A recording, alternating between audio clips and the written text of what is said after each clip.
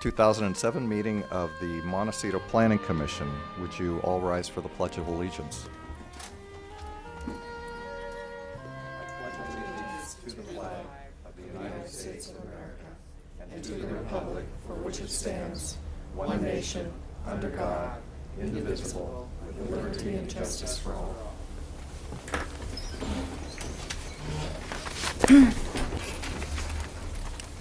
Jessica, you want to make the TV coverage announcement, please, and the Yes. roll call? Thank you, Mr. Chair. Montecito Planning Commission hearings are televised live on County of Santa Barbara Television, CSB TV, Channel 20, at 9 o'clock a.m. in the South Coast, Lompoc, San Ynez Valley, Santa Maria, and Orchid areas. Rebroadcast of this Montecito Planning Commission hearing will be on Friday, November 30th at 10 o'clock a.m. and Sunday, December 2nd, 2007 at 5 o'clock p.m. on CSB TV, Channel 20. And for the roll, Commissioner Godstinker, Commissioner Overall, Commissioner Burrows, Commissioner Phillips, and Commissioner Bierg. Here. Thank you.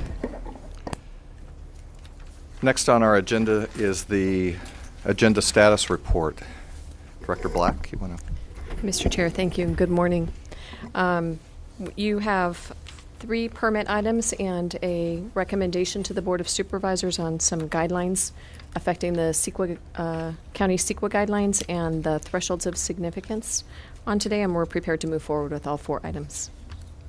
Okay, and how about regarding our projection report?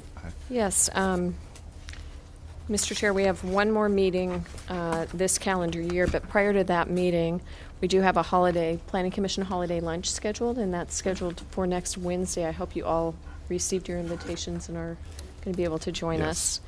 It's at Oppo Restaurant. Please let Jessica know if you haven't already.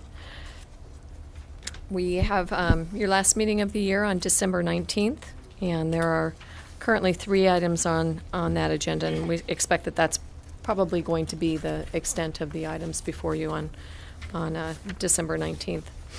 In January, your regular meeting is on January 16th, and although it looks as though you have no items on that day, you actually have, I think, 2 now. The first is the conceptual review for the Miramar Hotel, and we do expect that to come before the Commission in January.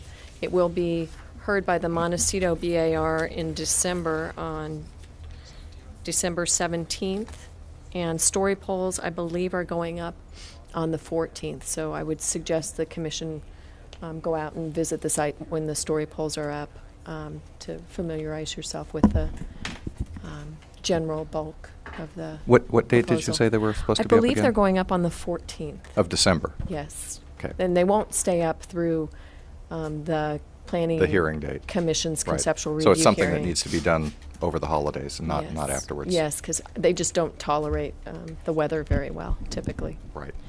Thank you. So that item will be coming before you on January 16th. We also expect to bring forward an amendment to the Montecito zoning ordinance to deal with an issue we've been discussing for several meetings now, and that's the resource management zone. As the Commission knows from a hearing or 2 ago, the resource management zone county-wide requires processing of a development plan for any development in that zone district. And in Montecito, for some unexplainable reason, the permit path is a land use permit. And so we are going to be recommending to the Montecito Planning Commission that we make that permit requirement consistent with the county's requirement and require a development plan for development in the resource management zone in Montecito. So it's a fairly simple matter, and we'll explain it a bit more and the consequences of it a bit more in the staff report for January, but just wanted to alert you to that. You also have a last hearing that's shown on the projection report is February 20th. You'll be meeting obviously every third Wednesday in 2008 as well, and we have 1 item on that date so far.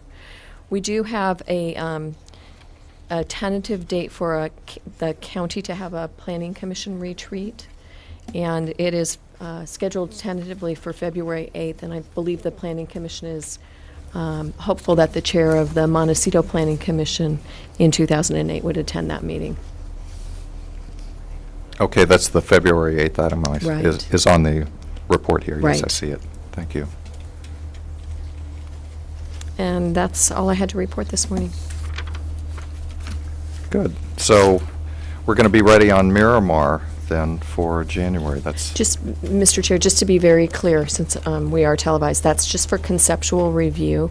The application, I think the Commission's aware, came in a couple of weeks ago. We're currently in the process of reviewing their revised application to determine whether or not it's complete. We will be issuing a letter, I think, in the second week in December, indicating that. And then we are already contemplating environmental review requirements. We're obviously in the design review process. So we're trying to get ourselves in a position to bring this matter to your commission in May or June for action. But we thought it would be helpful to bring it to you for conceptual review, as some of the commissioners had requested prior to that date.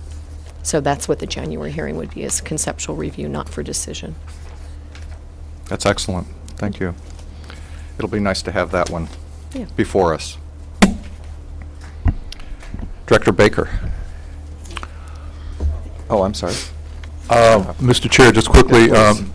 Ms. Black, I don't know if this is the time to ask you this. We had dealt with the Maxwell property issue a year ago, and I understand that there's been a court decision, I suppose, reversing our position. And I was wondering if we could be briefed on the implication and the result. I haven't read it yet. I don't know if Mr. Gazzoni, who just happens to be standing in the back of the room, is prepared to address you on the Maxwell issue. I know that your commission, this was for certificates of compliance, conditional certificates of compliance for several lots in Montecito proper. And that matter was appealed to the Board of Supervisors. The Board of Supervisors, I believe, upheld the Planning Commission's decision. Yes. It did go to court, and I believe the court's decision was that the county was a bit stringent in its granting of conditional certificates, and I think the consequence is that we have one more to give. I think that was the ultimate consequence, but I can ask somebody from County Counsel's office to come and That's my review understanding as people. well. I actually looked at the case when it came down, Right. and it appeared that it will come back to us with the instruction that one additional lot will I be think allowed. I think that's the consequence. But I'm sure there's more but we will see it again. We will come back to this commission, I I would believe assume, so. at some point. Thank you. Mr. Chair, members of the commission, first of all, hope you had a good Thanksgiving last week and Wednesday off, but you're here today instead.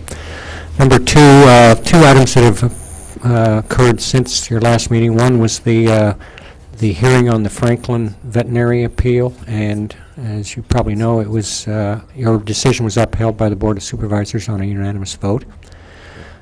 Secondly, Tuesday, there was the final approval, and it now goes off to Coastal Commission, but for the last pieces of our zoning reinforcement, or the zoning code, so that we got it all taken care of now, the Montecito pieces and the County Planning Commission pieces. So we're glad to have that project, which is a major project, behind us. And that's all there is for today. And answer any questions you might have. Doesn't appear so, and I guess we're in that time of year where things are going to slow down a little bit as well. And look forward to seeing you next Wednesday. Thank you. We do too. Now's the time for public comment, and I don't know if we have any speaker slip, but if there's anyone here that wishes to address us on an item that's not on our standard agenda, now would be the time to do so. Not seeing anyone, I'll close the time for public comment. And the next item on our agenda is the Planning Commissioner's informational reports. And I know, again, this is kind of a slow time of year, but does anyone have an item that, an informational report that they need to bring to us today? I don't see any hands going up, so. And next we have our Planning and Development Divisional briefings. Mr. Chair, there are none. There are none. We're moving right through things here. Yeah, we are doing good. I think we're going to make great progress today. So the minutes, we have our minutes from I think we have two sets of minutes, if I remember. One of them is bringing back the joint meeting with the County Planning Commission. So we have minutes of September 5th and October 17th to be considered. I move to adopt. We have a motion and second for adoption, and I think we can do them together. Is there any I think we were all here for all the meetings, or no? Sue, you were here, not here for I the... will have to one. abstain voting on October 17th. I was October absent. 17th, right. So we have a motion and second, and it doesn't look like any comments to our minutes. So all in favor of approval of those sets of minutes, say aye. Aye. Passes unanimously. And we are quickly on to our standard agenda item number 1, which is the Davidson variance at 784 Chellam Way. And please. Yes, Chairman Berg, I will be stepping down on this project. I actually do financial business with Mr. Davidson, so I think it's appropriate that I step down. I understand. We'll, we hate to lose your input on these items, but we know we'll have you back for the other two.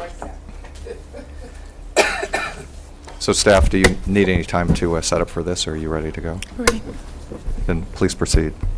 Good morning, Mr. Chairman and members of the Planning Commission. My name is Sarah Clark, and I'm the planner on this project 07VAR5. The applicant is requesting a variance to reduce rear setback depth to 2 feet and allow 59% rear setback area coverage to accommodate construction of a new garage and residential addition. Staff recommends denial of the project. So here you're looking at a map of the project location. The subject property is a 0.22 acre parcel, zone 7R1, and shown as assessor's parcel number 013-111-040, located at 784 Shellam Way. The subject parcel is surrounded by other residential parcels of similar size and shape and is bordered by Westmont College to the north. Existing development on the parcel includes a 1,545 square foot single-family dwelling. At the rear of the property, you can see the original non-conforming garage that has since been converted to residential space and attached to the single-family dwelling. Ms. Clark, could I interrupt you for just a moment? Because I'm reminded that legally we should first have this item read into the record, which we did not do. So Jessica, would you mind doing that for us? Thank you, just to make Mr. sure Chair. we're following all the right procedures here before we start to hear your report. The following is the hearing on the request of Jeff Shelton, agent for the owners George and Kathy Davidson, to consider case number 07VAR5, application filed on July 6, 2007, and to accept the exemption pursuant to Section 15305A of the State Guidelines for Implementation of the California Environmental Quality Act. Thank you, Jessica. Please proceed. All right, to continue, on the side of the residence, you can see a 234 square foot carport that provides for covered parking. The driveway is located along the eastern side of the property, immediately adjacent to a 5-foot wide pedestrian easement to Westmont College. Here along the side, you can see the existing pedestrian easement and the driveway. The applicant proposes construction of a 557 square foot attached garage and a 108 square foot residential addition, as well as interior remodel of the area of the house that was previously the non-conforming garage. Here you can see the area of the proposed 2-foot rear yard setback. These are the proposed front and rear elevations of the development, and these are the proposed east and west elevations. In order to accommodate the proposed development, the applicant has requested a variance to allow 2 deviations from LUDC requirements. In an R1 zone, the LUDC requires a 25-foot rear yard setback and prohibits any portion of a dwelling from being located closer than 15 feet to a rear property line. The applicant is requesting a 2-foot rear yard setback. The LUDC also requires accessory structures located within the rear setback to cover no more than 30% of the setback area. The applicant requests 59% rear setback area coverage. To give you a bit of background on the parcel and how it came to be developed in its present state, the existing residence, along with the garage, were moved to the property in 1957. At this time, the garage was permitted and located within the rear setback. The present homeowners later converted the garage into habitable space. In 1985, the homeowners applied for a variance to legalize this conversion and attach the garage to the residence and to construct a carport within the rear setback. Although staff recommended denial, the Planning Commission granted the variance, making the findings that neighboring parcels enjoyed covered parking and that the construction of a carport would require a variance regardless of where it was sited on the property. In 2006, the original 0.14 acre parcel was merged with an adjacent 0.08 acre parcel, resulting in the present 0.22 acre subject parcel.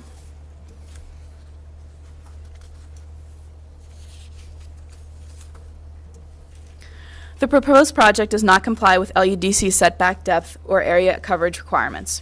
In order for the application to be granted a variance, thereby alleviating the need for the proposed development to conform to these requirements, the project must comply with the purpose and intent of the LUDC. The purpose of a variance is to allow for exceptions from the strict application of the provisions of the LUDC, where, because of exceptional conditions, the literal enforcement of the LUDC would impose practical difficulties or would cause undue hardship unnecessary to carry out the intent and purpose of the development code. The subject parcel is similar in size, shape, and topography to surrounding parcels in the 7R1 zone district. Although the applicant contends that the 5-foot wide pedestrian easement located along the side of the property represents an unusual constraint on development, this easement is located entirely within the required side setback where development would be prohibited regardless. No exceptional conditions or constraints on development are present. The parcel previously had a non-conforming garage in the rear setback, which the current owners elected to convert to habitable space. The existing carport provides covered parking, and a garage or other covered parking structure could be constructed elsewhere on the property without necessitating a variance. Enforcement of the rear setback regulations would not prevent the owners from constructing a garage on the property or from having covered parking on the property, and therefore would not cause the applicant any undue hardship. The proposed project is therefore inconsistent with the purpose and intent of a variance. The purpose and intent of setback regulations is to provide open areas around structures for visibility and traffic safety, access to and around structures, access to natural light, ventilation and direct sunlight, separation of incompatible land uses, and space for landscaping and recreation. The proposed garage would adjoin the 6-foot 8-inch high wall that separates the pedestrian easement from the rest of the property on one side, and on the other side would be connected to the existing residence. Construction of the garage in this location would therefore prevent access to the rear of the property from the east side of the property. Construction of the garage as proposed would also limit the space available in the rear yard for landscaping and recreation. The project is therefore inconsistent with the intent and purpose of setback regulations. The purpose and intent of the regulation of nonconforming structures in the LUDC is to prevent nonconforming structures and uses from being enlarged, expanded, or extended, or being used as grounds for adding other structures or uses prevented or prohibited by the zone in which the nonconformity is located. The applicant contends that a variance in this case is appropriate because garages on other parcels in the surrounding neighborhood have historically been located in rear yard setbacks. Photo research indicates the presence of garages and rear yard setbacks of 3 neighboring parcels, as indicated by these arrows. Permit history research indicates that, like the old garage on the Davidson property, each of these garages was permitted and constructed without being issued a variance, and therefore are legal nonconforming structures. The LUDC regulations are specifically intended to prevent the presence of nonconforming structures from being used as grounds for adding other structures otherwise prohibited in the R1 zone. The project is therefore inconsistent with the purpose and intent of these regulations. In addition to the project's inconsistency with LUDC requirements, four of the required 5 findings for a variance cannot be made. Finding 1 states that, due to special circumstances applicable to the surrounding property, applicable to the subject property, including location, shape, size, surroundings, or topography, the strict application of this development code deprives the subject property of privileges enjoyed by other property in the vicinity and under identical zone classification. As discussed, no exceptional physical constraints to development are present on the subject parcel, and the strict enforcement of the setback requirements would not prevent the homeowners from constructing a garage on the parcel. This finding cannot be made.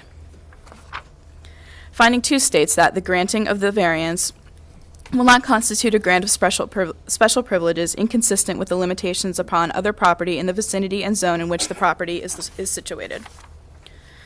The granting of this variance would constitute a grant of special privileges because neighboring properties are subject to the LUDC setback requirements. Therefore, this finding cannot be made. Finding 3 states that the granting of the variance will not be in conflict with the intent and purpose of the Development Code or the Comprehensive Plan, including the Montecito Community Plan. As discussed, the granting of this variance would conflict with the intent and purpose of setback regulations, restrictions on nonconforming structures, and variances. Therefore, this finding cannot be made. Finding 4 states the project meets all of the applicable development standards included within the Montecito Community Plan. The Montecito Community Plan, specifically Goal LURM 2.1, requires proposed projects to be in compliance with the Montecito LUDC. Again, as discussed, the proposed project does not comply with the LUDC. Therefore, this finding cannot be made. To conclude, staff recommends that the Planning Commission adopt the required findings for denial of the project as specified in Attachment A of the staff report and deny the project. Upon Council's advice, we wish to amend the recommended action to omit the second point, which refers to the CEQA exemption, and further amend the staff report to remove any reference to the CEQA exemption. This concludes staff's presentation. Thank you very much. Before we go to questions of staff from the commissioners, I'd like to hear from you about your site visits. Commissioner Overall? I did visit the site. Commissioner Burrows? I did visit the site. Commissioner Phillips? I visited the site. And I did as well. Do the commissioners have questions of staff before we, it looks like it. Commissioner Overall. I do have a question about the adjoining properties. There were 3 of them that were garages were built in the setback. Are any of those structures inhabited at this point? Mr. Chair, Commissioner Overall, not to my knowledge.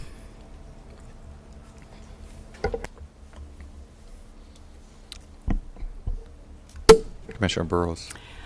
Do we know how much use the easement through to Westmont is used?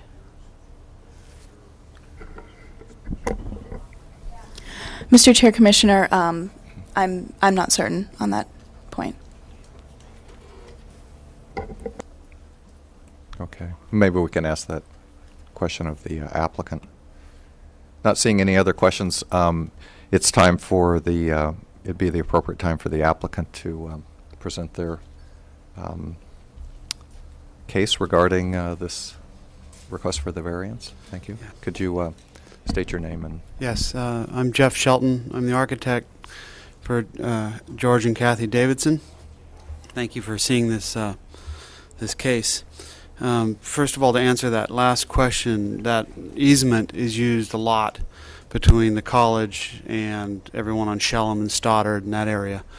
So, I don't know what you wanted out of that, but it is a very valuable asset to the community.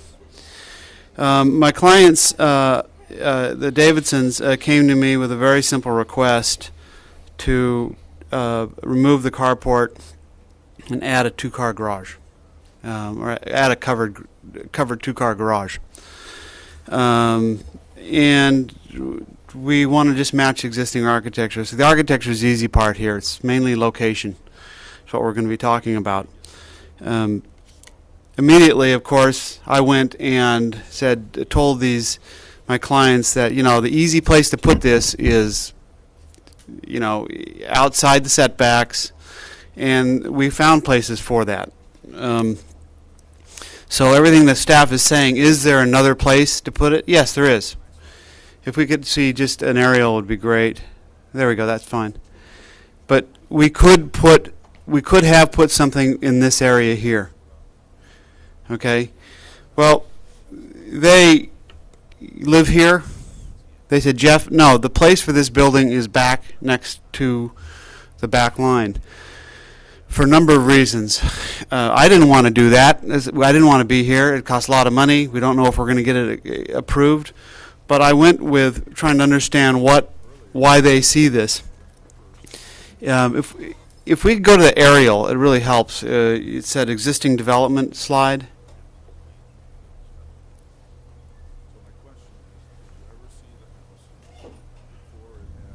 Yeah. One like this tells a big story here. I went back to see what is causing the Davidsons to want this development back here and not up here. Well, if you start to look at the neighborhood, the big difference here, as with interior lots in this neighborhood or other neighborhoods, is that much like our property, we're bordered with Westmont College. Now, there's a controversial plan going out now with a master plan for Westmont College. But one of the very good parts of that plan is the green space they've made all around their property. And so what it gives us an opportunity, we don't have to do this, of course. It gives us an opportunity to move a development that would be in this area back to this area where they already have, where that original garage was put, opening up Shellham Way and keeping the open space in Shellham Way.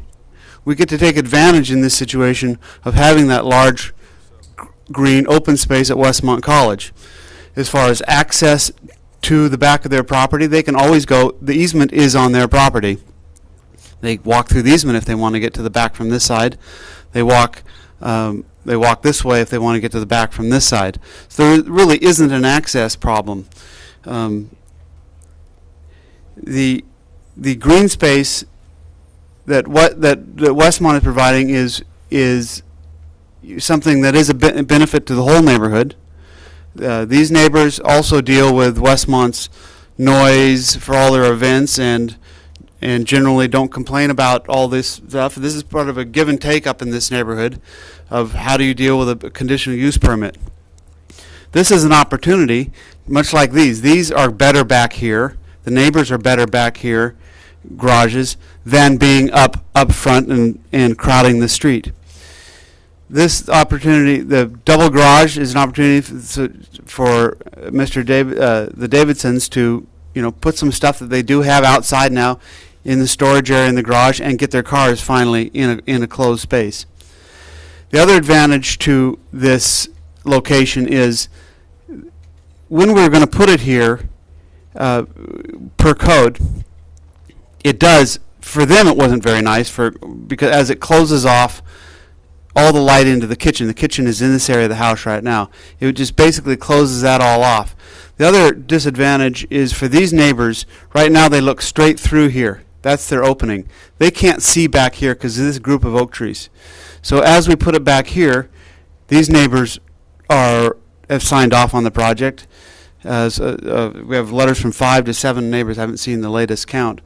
But they would rather have this part of the project, the new building, put back here. So it's an advantage to the most important neighbors, who are these ones right here. So I see this mainly as an advantage. Yes, we could do everything the planning staff said. We have another place to build it.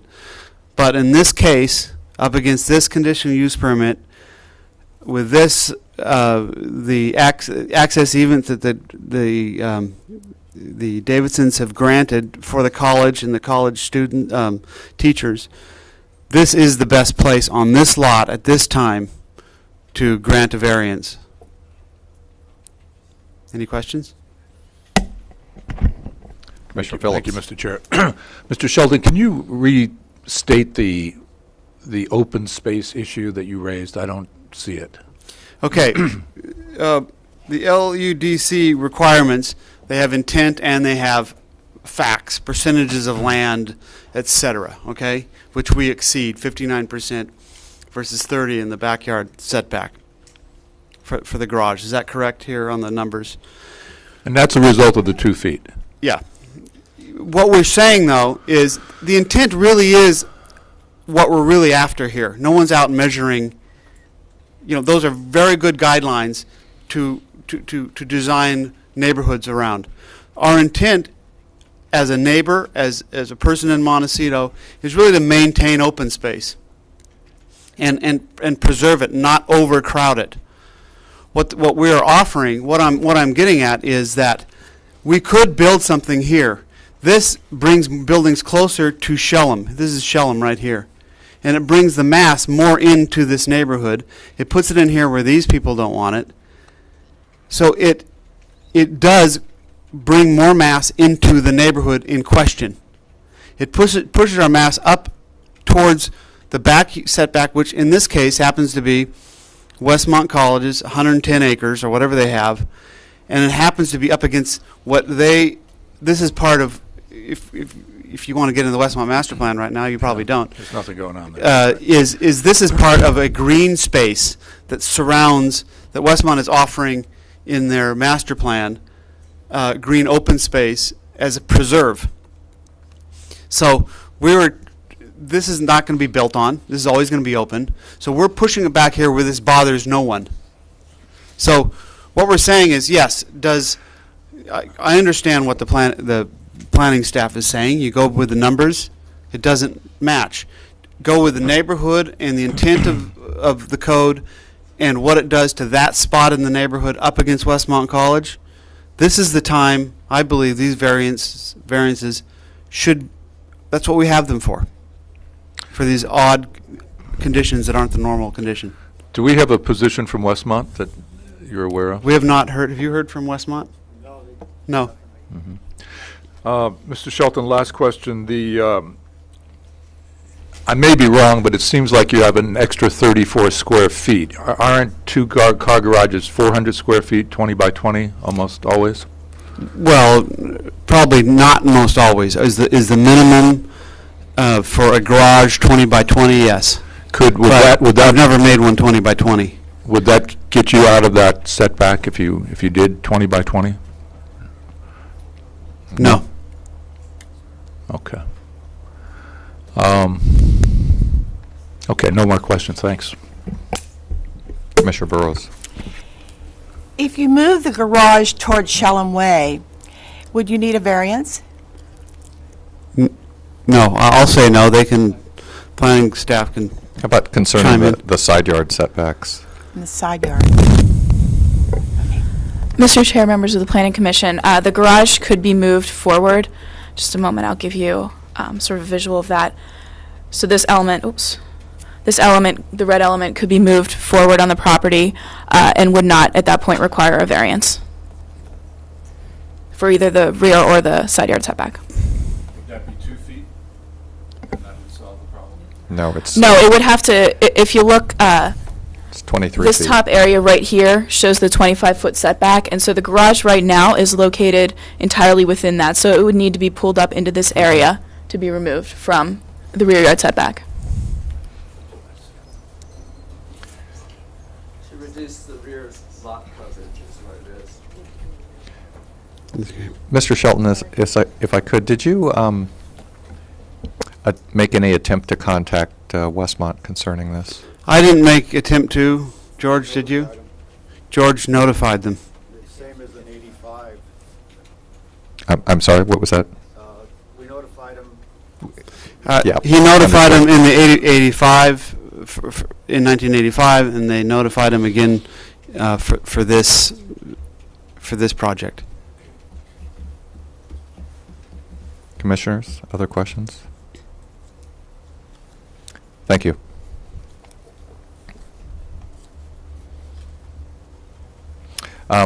Now's the time for members of the public. If there's anyone here that wishes to address us. Please. Have you filled out a speaker slip? No.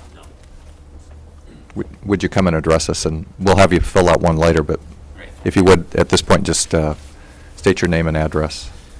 Good morning, Commissioners. My name is Yarek Ler. I live at 805 Chellam Way, 2 homes down from the applicants.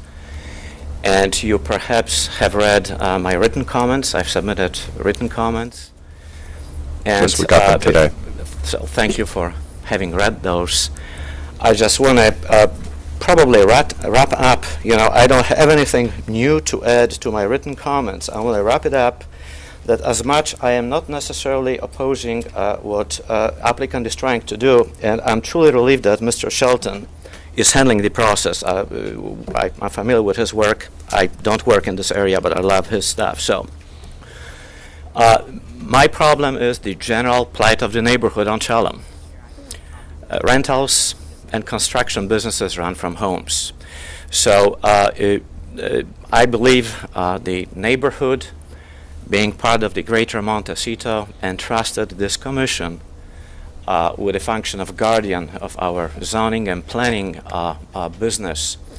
And whatever your finding will be regarding this variance, which again, in itself I do not oppose, I urge you and ask that you consider, again, the two issues that are very endemic on Chalem: rentals and folks running businesses, parking commercial equipment, tractors, and machinery. My comments, both written and here, again, should not be perceived as anything, personal even, but I fear that at some point the property may be transferred. I know that Mr. Davidson, we all know, operates business. There is a history of things, being parked everywhere on Chalem, including that property. Should you elect to grant this variance, I really ask and urge on behalf of neighborhood, myself in particular, that somehow safeguards be put in place that this, there's a lot of open space there. My fear is that right there is a perfect, spot for, should one choose, park construction machinery, equipment, materials, and so forth. And that's all. Thank you. Mr. Lear, if you would, hold on for a second, because I think we may have some questions of you, and I know I do. Commissioner Burrows, did you have a question? I do. Sir, in your letter, you request an explicit stipulation that commercial vehicles, including parking and construction and loading machinery parking, be exempted from this site. Has that been a problem? Do you understand that I understand the implication of the statement. At this location, not an endemic problem, but equipment has been parked, construction and materials were left overnight on more than several occasions, typically on weekends. And again, it may be just, I'm not trying to say it is intended, I just want to make sure that for the future, whether this is applicant stays in this property for the next 50 years, probably will both retire in the area, or whether he will sell it, I want to make sure there is no gray area or implication that somebody will find it convenient to operate commercial business, construction, material storage, and so forth on site. That's the only concern I have. Other than that, I'll leave it in capable hands of Mr. Shelton here. To be honest, this may or may not be. I understand Mr. Shelton's argument, let me put it this way here, from the architectural zoning perspective. So I do not oppose it. Just please help us safeguard the quality of single residential area here. That's all. Mr. Lear, if I could. Sure. I understand your concern, but it doesn't seem like the proposal or the request for the variance that's in front of us is really directly tied to the concern that you have. It's more your neighborhood concern, because I don't see any way that this particular issue is affected. It might even be improved, because the driveway, if construction equipment was being placed in the area, could already be used in that manner. And I guess the only thing I can see that you're suggesting is if there was a garage occupying that area, maybe there would be less opportunity. Does that state your position somewhat? Somewhat. Again, I'm repeating for a third time, I do not oppose to the project. I just want to make sure I understood. I just want to make sure that there is no gray area left or implied suggestion in this scenario that construction business can be operated from this arrangement. And that's all. Okay. Other than that, I have no other qualms. Good. Any other questions, Mr. Lear? Thank you. Thank you. Appreciate you coming down. Sure.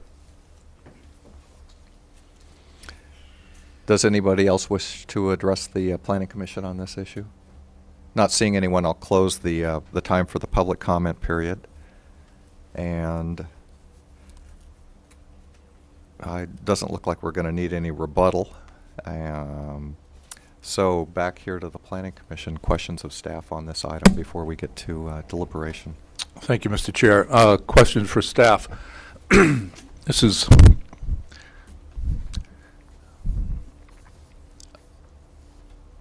is more of a general question about setbacks, I suppose, and if the rationale behind setback is to provide adequate privacy and space between a property and neighbors, and where there is no objection by neighbors, is there a greater need to have a greater benefit to the community than simply adjoining property owners? Is there a reason, for instance, that an invasion or an encroachment of setback would negatively impact a neighborhood? That's an awful question. No, I think it's a good question. It's where we're going to have to get to on this item. Mr. Chair and Commissioner Phillips, I think it's important for you for the commission to understand the findings that are necessary to approve a variance, and that's really what we focused on.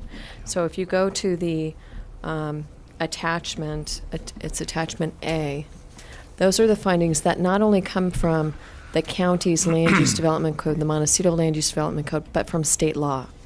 So they're pretty stringent in terms of, and not very permissive in terms of what you can and cannot approve under a variance. So I guess I would focus your attention there rather than on some community benefit, because you'll notice that that isn't necessarily a part of those findings.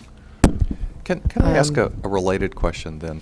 How could, because I see that our struggle here is I don't see how you write the findings to approve this variance.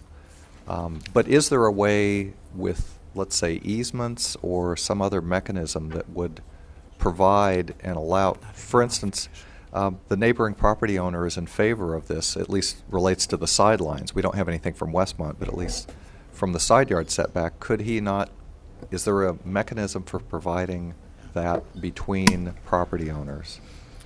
Mr. Chair and members of the commission, I don't believe an easement would change the setback requirements. I understand the intent is for Westmont to commit to keeping that area open, and then you're sort of meeting the intent of the ordinance.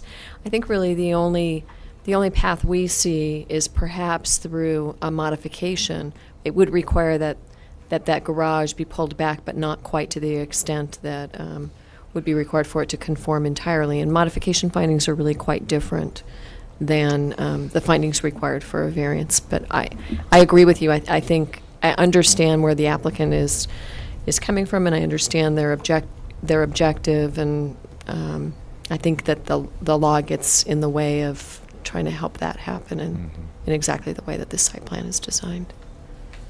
Okay. And I think Mr. Emhoff is looking to see how far you can modify. So 15 feet falls into the category of a modification, Right. and this one is 23 feet, if I remember correctly. So it's a variance.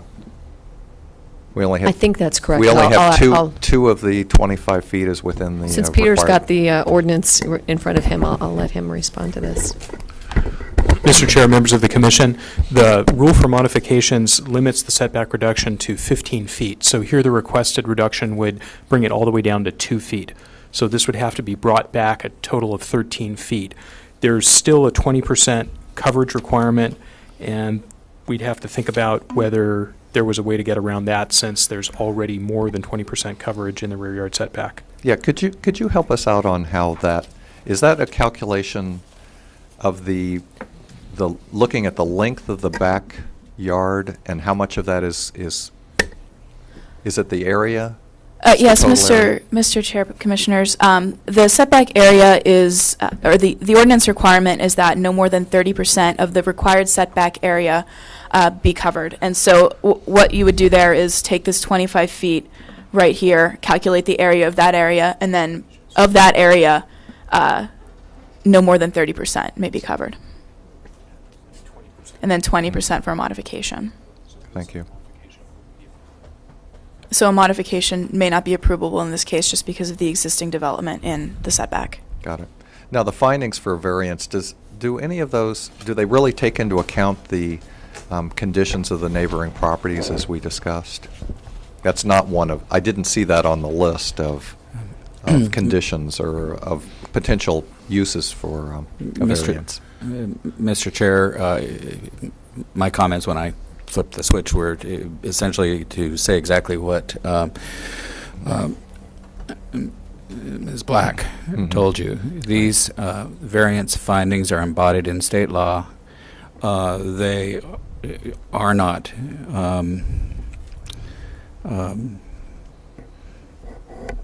directed Flexible. to looking, they're not very flexible, and they're not directed to looking, at situations where it might make a lot of sense to do what an applicant is requesting. But you do have to make these findings and find the facts to support them. So, Mr. Chair, it seems to me that the most difficult findings are the first two. And the first one is, due to special circumstances applicable to the subject property, including location, shape, size, surroundings, or topography, the strict application of the development deprives it. And then the second is that your granting of the variance wouldn't constitute a grant of special privilege. Yeah. And I think those are the two difficult ones. I think you... I agree. I struggle with making either one of those findings here today. I see the applicant's position basically utilizing the open space behind him and being a benefit, but I struggle with how we get there from a legalistic standpoint. Commissioners? Are we into a deliberative? Unless there's other question of staff, I think it's probably time for us to deliberate on this item. I think we have enough information. So please. Okay. My first comment is that I agree with the staff analysis. The second point would be but there was a decision made by another planning commission in 1985 that I think we have to live with. I think they made an error in making that space habitable, but nevertheless, that's what they did. I would support the staff. I do support the staff position, but my comments are to elaborate on it a little bit. I'm concerned with the Westmont. I mean, you're using somebody else's property to create a feeling in the neighborhood. There's no guarantee what the future will hold there. There's no room to landscape the back side of this garage from the rest of the area. Unlike other properties in the neighborhood, if I understood your response, staff's response correctly, it seems to me they already have a benefit by having what was a garage being habitable space, and it doesn't sound like others in the neighborhood do have that. So I guess I just don't think we can get there, and it's not solely the legal part of it, although I certainly understand that. I think they could come back with another design that maybe I could support, but I can't support this one. Thank you. Commissioner Burrows. I agree with Commissioner Overall. I would be more comfortable if we had heard from Westmont in regard to this issue. And I find no compelling reason why the garage can't be moved forward to where no variance would be needed.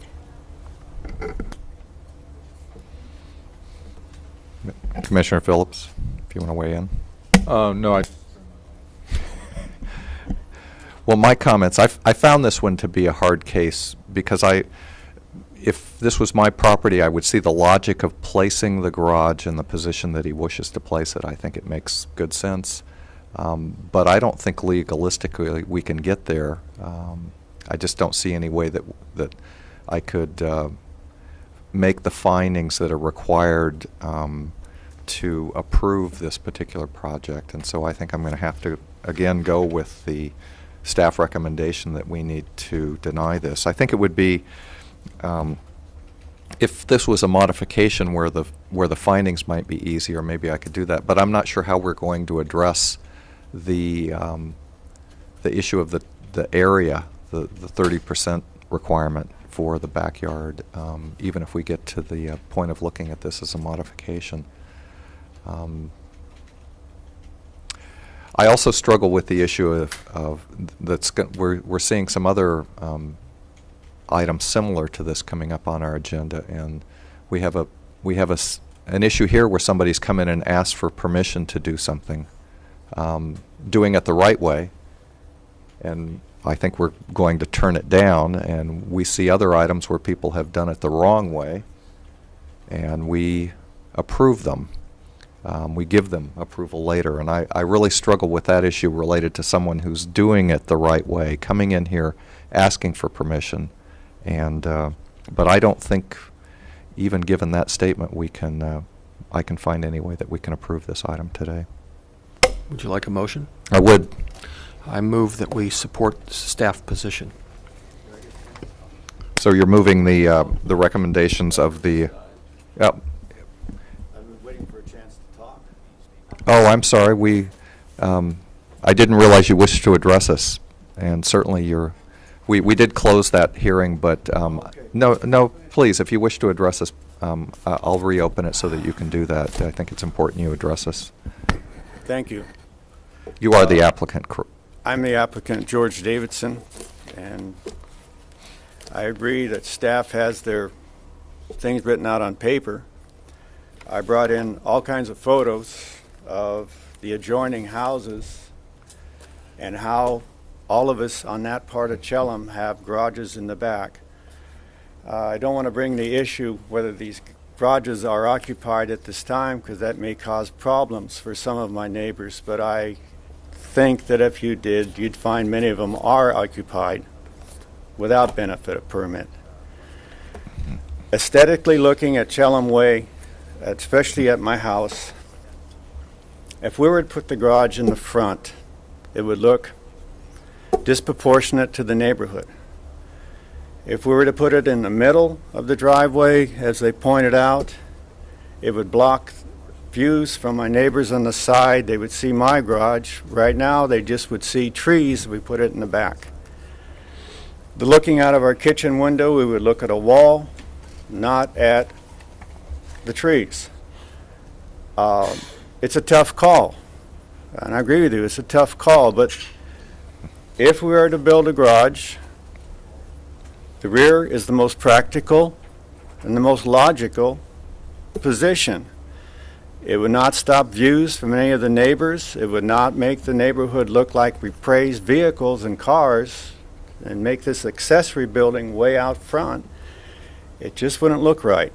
And for the benefit of the neighborhood, we would like to have it in the rear. We have already dedicated the 5 feet by 110. We've given that property away by giving an easement to Westmont for the benefit of the neighbors. Again, this is property that we wouldn't be able to use because we have to have a 5-yard setback. It's a difficult situation. We would love to have a garage. If you looked at the photographs, you could see we have to put vehicles in the front. We'd like to get them off the street. We'd love to have everything in the back where it benefits everyone driving by and the benefit of the Montecito community. We drove around the neighborhood and we got like 12 houses that have the garages in the rear. Some of them are occupied, some of them aren't.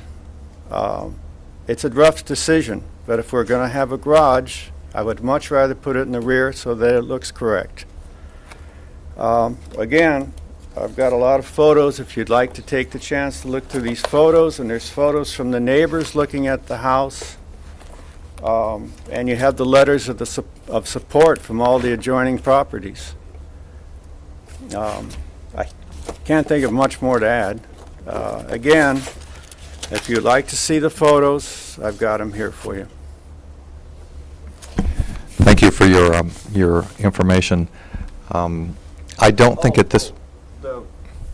One last thing. Westmont has promised and promised and promised that they will never develop the property in back of us. That's their buffer zone. And so as far as access to it, that's not a problem. Landscaping, you'll see in the photos, I already have gardening. They've given me permission to have my garden back there. That's another thing you brought up that isn't a problem. Okay. Thank you very much, Mr. Davison. We appreciate your position, and there's certainly logic to it.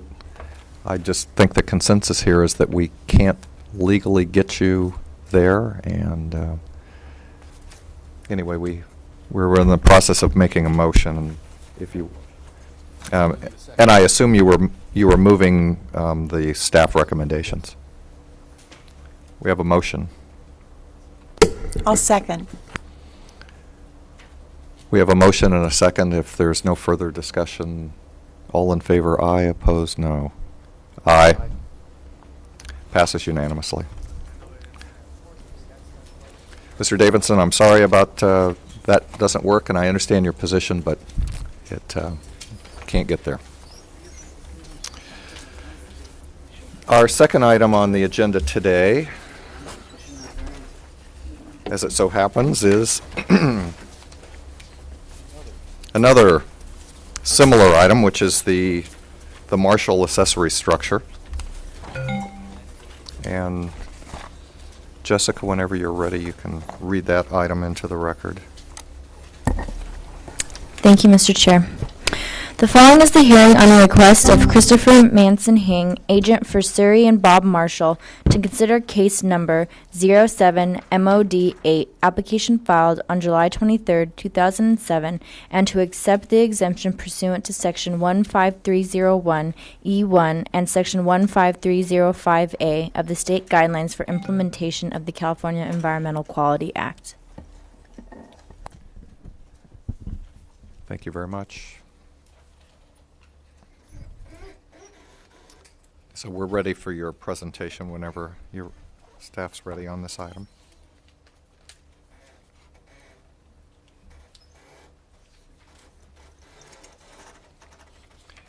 And if you would, during the presentation, I noticed we have a memorandum that came out on the 19th, and maybe you can put your presentation in the context of that as well, if you wouldn't mind. Thank you, Mr. Chair, members of the Commission. My name is Jay Ritterbeck. I'm the planner for the Marshall Accessory Structure Project. Before I begin, I would like to note that the Commission should have received staff's supplemental memo indicating that P&D has received an appeal of the Montecito Board of Architectural Review's preliminary approval of the project on November 5th, 2007. The appeal received on November 14th and is required by the Montecito LUDC will be scheduled for a hearing before this Commission at a later date after the associated land use permit has been approved. Of note, the appeal of the MBAR action does not address any component of the front setback modification before the Commission today. The staff report and following presentation deal with the modification request, and staff requests that the discussion at today's hearing be limited to the scope of the modification only. Issues relating to construction vehicle parking, variable side setback allowances, drainage issues, and garage construction are beyond the scope of the modification project and will be addressed in detail as part of the associated land use permit at the subsequent appeal hearing. Before you continue, if I could, Director Black, when is this item on the appeal likely to come to us? What would be your guesstimation?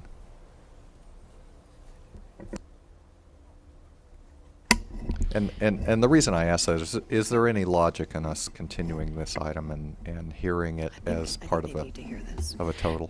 Mr. Chair, I think what we would prefer, and I think what makes logical sense, is for you to hear the modification, because it doesn't really implicate the architectural issues. If you notice, that's a recommendation Jay made to your commission.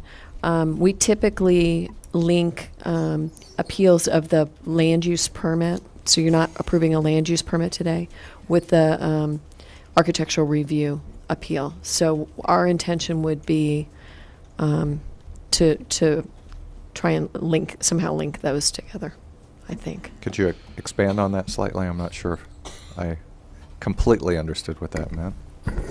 Mr. Chair, I might be able to address it a little bit better. We struggled with the sequence, too, as staff to find the best way to bring this forward in an efficient manner.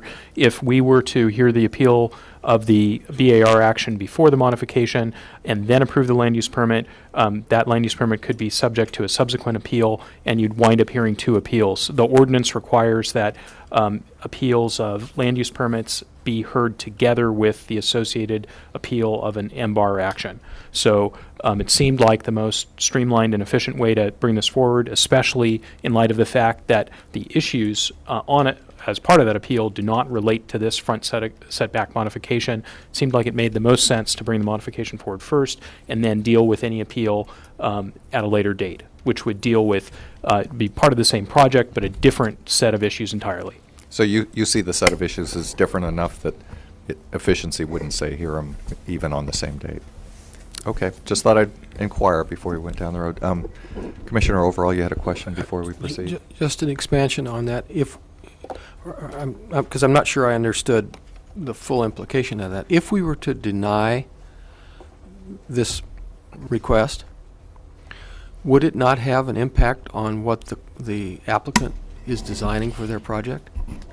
Mr. Chair and Commissioner Overall, if you deny this request, if that's where you end up at the end of the hearing, I think it will make the BAR appeal perhaps moot, because they'll have to redesign the project and go back through the BAR. So particularly if that's the outcome of this hearing, I think it's wise to move forward, because we'll be in a clearer position. And Mr. Chair, Commissioner Overall, if I could just add to that, as you'll hear as part of this presentation, if this hearing goes forward, the structure in question is an existing non-conforming structure that the applicants intend to convert to a gym.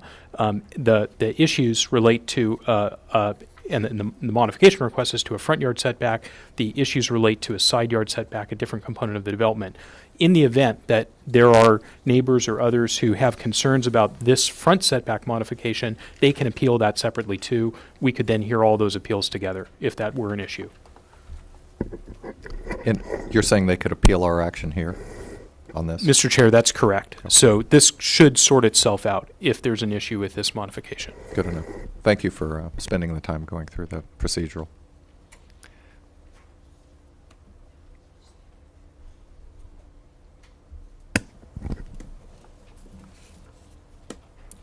Mr. Chair, Commission. Yes, please. Thank you.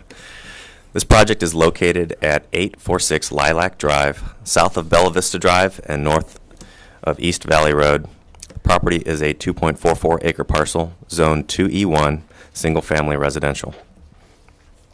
Existing development includes a 3,441 square foot single-family dwelling with an attached two-car garage, a 180 square foot tool shed, and a 799 square foot guest house.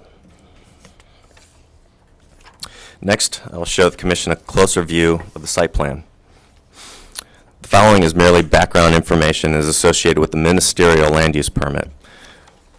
Proposed in the land use permit is a demo rebuild of the existing single-family dwelling, construction of a new two-car garage, remodel and change of use of the tool shed to a gymnasium, a demo rebuild of the guest house, grading of 1,350 cubic yards, oak tree and riparian corridor buffer restoration, and the future construction of a new pool. Before the Commission today is a modification project which pertains solely to the existing legally permitted non-conforming tool shed proposed for change of use to a gymnasium. The existing structure is non-conforming as to the front setback requirements. Because they're requesting a change of use and structural alterations, compliance with current setback standards is required. However, the LUDC allows these setbacks to be modified through discretionary action. The front setback for the E1 zone district are both a 50-foot setback from road centerline and a 20-foot setback from the edge of the road right-of-way. The LUDC allows the front setback to be reduced to a minimum of 16.5 feet as measured from the edge of the right-of-way. proposed gym will be in conformance with the current front setback standards if this modification is approved. The gym will also be in compliance with all other zoning requirements, including size and height. This photo shows the structure as it appears today.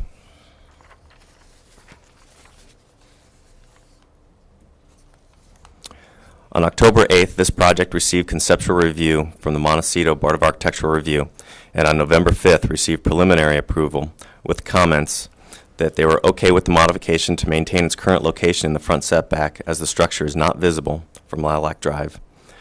And the modification request for encroachment into the front setback was unanimously approved by MBAR. As noted earlier, the November 5th approval of the BAR has been appealed, and this appeal, which does not relate to the modification, will be heard after approval of the associated land use permit. On staff's analysis, the project is consistent with all applicable comprehensive plan policies and the Montecito community plan policies. The project is also in compliance with all applicable requirements of the Montecito LUDC 2E1 zone district, subject to approval of the requested modification. Staff believes the project to be consistent with all applicable land use policies, including neighborhood compatibility, as the gym will be a legally conforming structure, and the NBARC unanimously supported the gym. This photo shows that the structure is not visible from Lilac Drive, as the entire property steeply slopes downward from the road. This photo shows the structure is also well screened with mature vegetation even behind that front wall. Staff recommends the Commission adopt the required findings as specified in Attachment A, accept the CEQA exemption as specified in Attachment B, and approve the project subject to the conditions of approval in Attachment C. This concludes staff's presentation.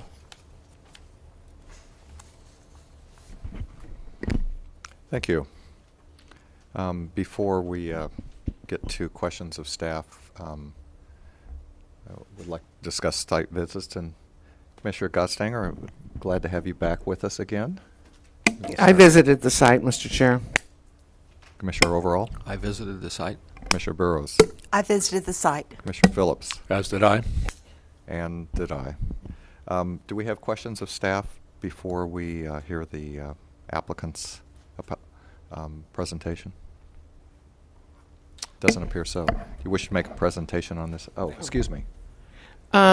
Just for my clarity, is there any difference, is there any change in the size from what was this legally non-conforming tool shed to now what's being proposed as a gym?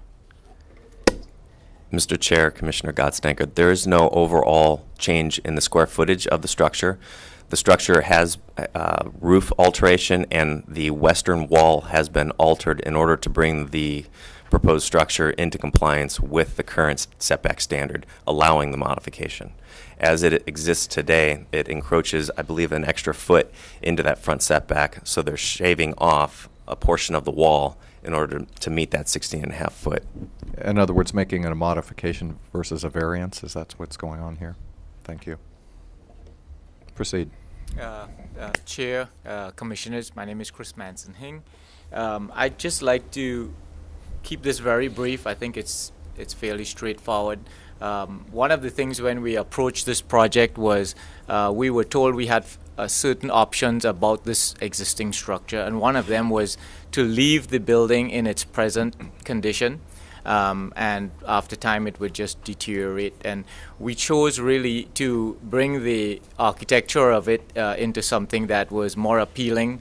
The existing house and the gym have this existing brutalist contemporary style, and we wanted to have something softer. So while we did that, of course, we would go through this process to make it in compliance with the correct permitting. One of the things to note is that the gym actually is really only big enough to have a treadmill and a chair in it. It presently has a operable plumbing with a sink, and the proposal is that we will be taking that out completely, and it would just be a room with a closet and a treadmill for the applicant to use. Again, the size is exactly the same when it's going to be altered. It is not visible from the street. It occupies an area of the property that is not available for the remodeling of the main house, because the remodeling of the main house already touches the setback line, as you can see in this drawing right here. So if that gym weren't there, the house would not be able to be moved into that location. Let's see. This image. And if you have any questions, I'd be happy to answer them. And if the neighbors have any questions, I'd be happy to speak to those also. A quick question for you. How much taller will the structure be after you add the roof? Because it's a flat roof building currently, It is would it not? probably be about 3 feet taller, because the existing building, while it has a flat roof, has a parapet above it. Here you can see, just look at the plate height would be the same, and you have a parapet above it, so it probably has that little triangular portion that may be 3 feet at the most higher. As a practical matter, are we really modifying the existing structure, or will this simply be a new structure by the time you really do this? Sorry? Is this really going to be a modification of a structure, or does this really end up being a new structure by the time you tear the roof off and tear part of the wall off? Well, I think as you would have experience from many projects, one of the aspects of this is that it's an old structure, and when we take the whole roof off, we don't know what we will find. We will have to modify a portion of that wooden deck that is outside of it, and we'd have to actually cut off part of that. And as we expand going west to make up for the area that we've lost, I think that portion will be a cantilever, because we don't want to increase the foundation as it sits on the land, so that we can protect all the vegetation that's around. So we will have some minor work to do there, and I'm not sure once we get into it what we're going to find. But It's probably not important, but I'm just curious. Thank you. Questions? I don't see any. Thank you very much. Thank you. Is there any other part of your, portion of your thing? I have a landscape architect here, just in case. We've already submitted a biologist report on the project. I think that the site's already been visited by the county biologist. We just want to tell you that we have the resources to make sure that the project will never be seen from And I assume that is part of the landscaping plan, is to That is correct. make sure that continues. Thank you very much. Thank you. Now would be the time for public comment on this item, if anybody wishes to address us on this item. Seeing none, we'll close the public comment period. And so I'll put it to the commissioners for questions of staff. Commissioner Gottstinger. Yes, can we go back to the site plan slide? I have a question about something that I just can't read the fine print on the little 8x10 that we've got. No, keep going. I want to get back to something that probably looks like this.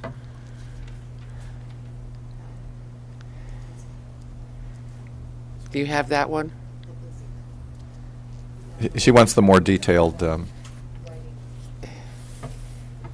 What I'm after knowing is that we're dealing with a building in the front yard setback. I get that, the existing gym.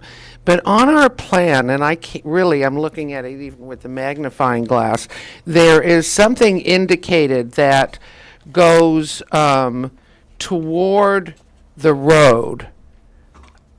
There's the little building, and then there's another little, so you can see it in pink. I've just outlined it in pink. I'm after knowing what that is. I can't determine what it is that also exists in the front yard setback that we're not talking about. That obviously isn't a building, but is something.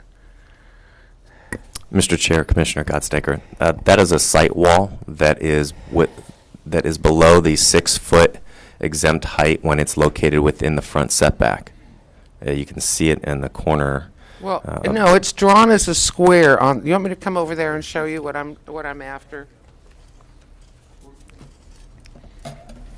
What's this right here? I don't understand. There's the building, but then there's that which exists in the front yard setback also. I mean, it's not just a wall, it's a big flat, oh, it's a patio. Yeah, I think it's the wall to the side of the sliding door there. Mr. Chair, Commissioner Gottsdenker, it's an enclosed area that would be a patio area that is surrounded by this wall. Okay. And in fact, I think we're looking at both At a those part walls. of that wall. The side of this photo, you can see the piece of hanging down. That's one of those walls you're looking at. It's not a closed square. It's an open square. Okay, thank you. Mr. Chair, if you want the applicant or the architect to verify. Yes. Just to help you, what you may be seeing, and I'm not sure, but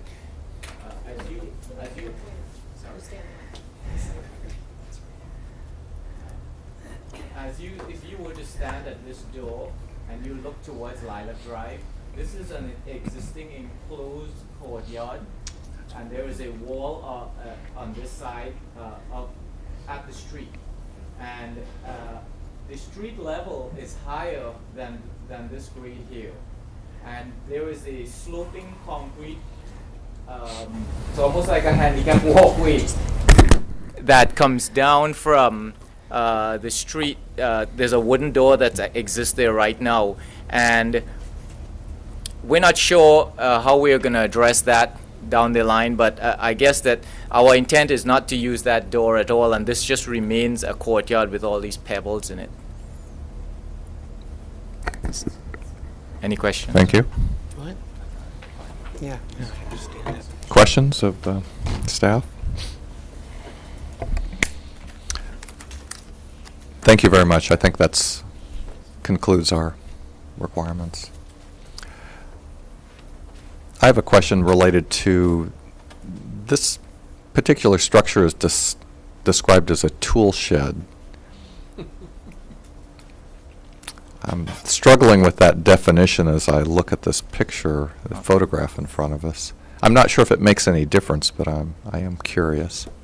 Mr. Chair, if I can, the only place we can find reference to that tool shed is an archived site plan that has that structure and a note on it that says tool shed. When the marshals bought the property, it existed just the way as you see it there, and we have never seen any tools. Right. What's the age of the house, the existing structure? I think Jay has that record there. Mr. Chair, there's a historical report done on this house. The original structure was, I believe it was built in 1957, and in the 80s it was completely demolished, except for the fireplace, I believe. And the current house was built in its present location with the accessory structures, the guest house and tool shed, quote unquote. Yeah. Okay. Thank you. Mr. Chair. Commissioner Phillips. Thank you. Question for staff. You described this as non-conforming but legal. Is the legality is that the tool shed predated the zoning? Is that because you can't have anything like a tool shed on 2.23 acres that I know of, and it's certainly been changed from tool shed. So well, I think you can have tool sheds. You just can't have what you can't have does exist here. I don't think you can have a 180 square foot tool shed standalone. Sure. It's just an accessory structure, Mr. Chair, so you can definitely have a tool shed. The non-conforming nature of this is the setback. Do accessory structures, do they have the same requirements related to front and side yard setbacks as they don't, do they? Mr. Chair, there are certain exceptions that are extended to accessory structures within the setbacks. There are many different exceptions. Right. However, correct, the front is not. The side and the rear have exceptions. The front would require modification. Okay. My question is, though, once I understand how the tool shed is non-conforming, and because it predated the zoning, it has legality, it has standing to continue. But after the zoning attaches, the change, the obvious change to the building, doesn't that affect its position? And now it's no longer legal and continues to be non-conforming? Mr. Chair, Commissioner Phillips, that's the reason that this case is before you today as a modification, because that change of the structure and the change of use is Not what the proposed change. Not the The change, this is obviously not a tool shed. This is probably was an apartment, I would guess. Mr. Chair and Commissioner Phillips, I think, we run into a lot of difficulty with these older structures that over time morph. Yeah. And we don't know when these changes to the structure occurred. I suspect when this was originally built, it was built as a little tool shed. And people have used it in different ways as they've acquired the property. We don't know when that happened. The outside boundaries of this structure are legal non-conforming. And this modification and the subsequent permitting that would occur would take care of any ambiguity in the internal use of the structure. Let me ask it a different way. Should that structure have been the original tool shed, and we can only imagine what that might be like, but it probably wouldn't look like that, could the applicant build new walls, sliding glass doors, all the things necessary to make it a gym today?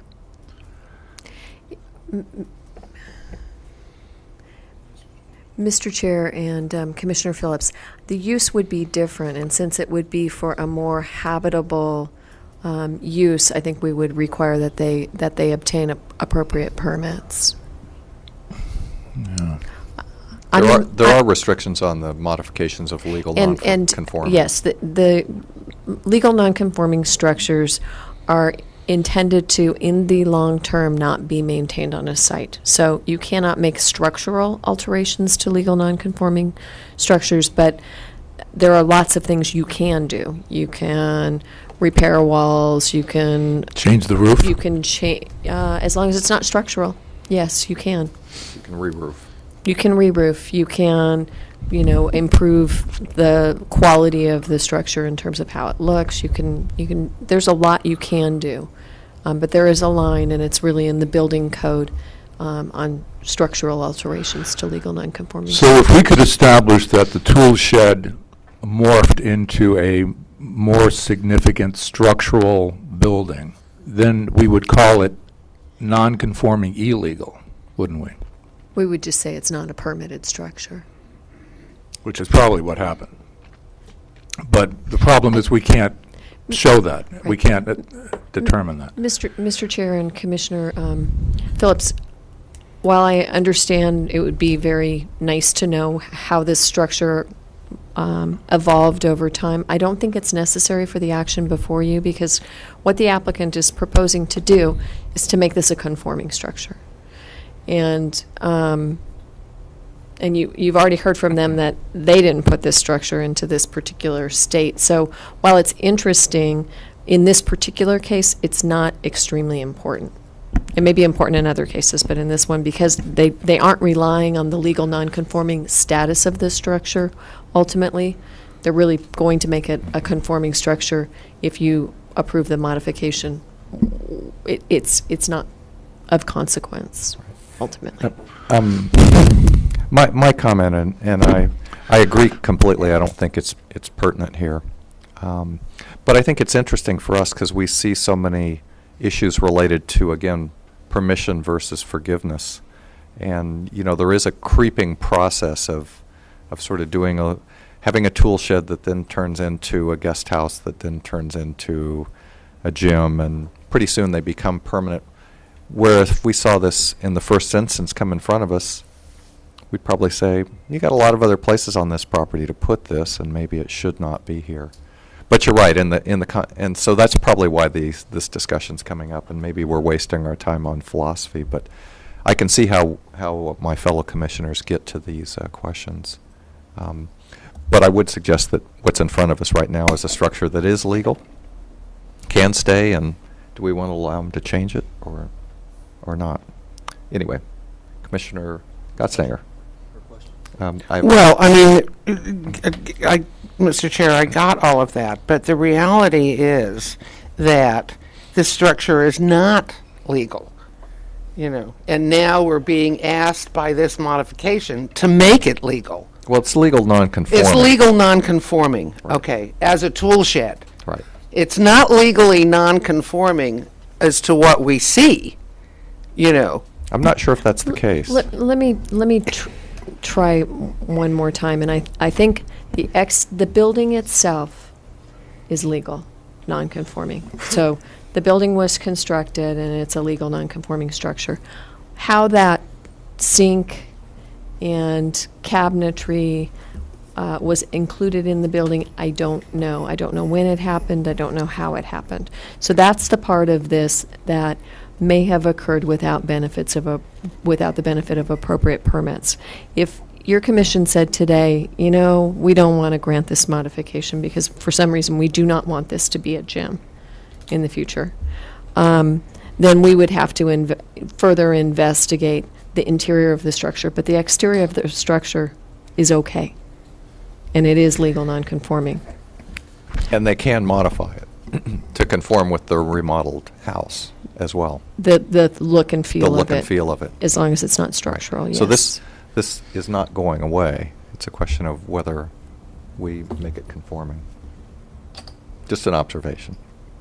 And if this were if this structure did not exist on this site, and the applicant were to come in and request a modification to the front yard setback to allow it, you'd basically be in the same place. You just wouldn't have this picture to look at, and you'd have to decide, does this make sense given the site? It's not the same test as a variance. It's it's really just is this a good site design kind of a test. So I have one slight comment on that, which is if we say no on the application that's in front of us, the structure will still exist in this location, as opposed to if we were seeing something come through in its original form, we would probably say no because there's other alternative places to place it. Mr. Chair, that's correct. They could redesign the project. The only thing that would remain is an accessory structure that did not match the architecture of the guest house and the single-family dwelling. Exactly. Thank you. Commissioner? Just to elaborate on that, however, the structure would not be habitable. Okay. Just to continue, if I may, to me, that's the crux of the issue.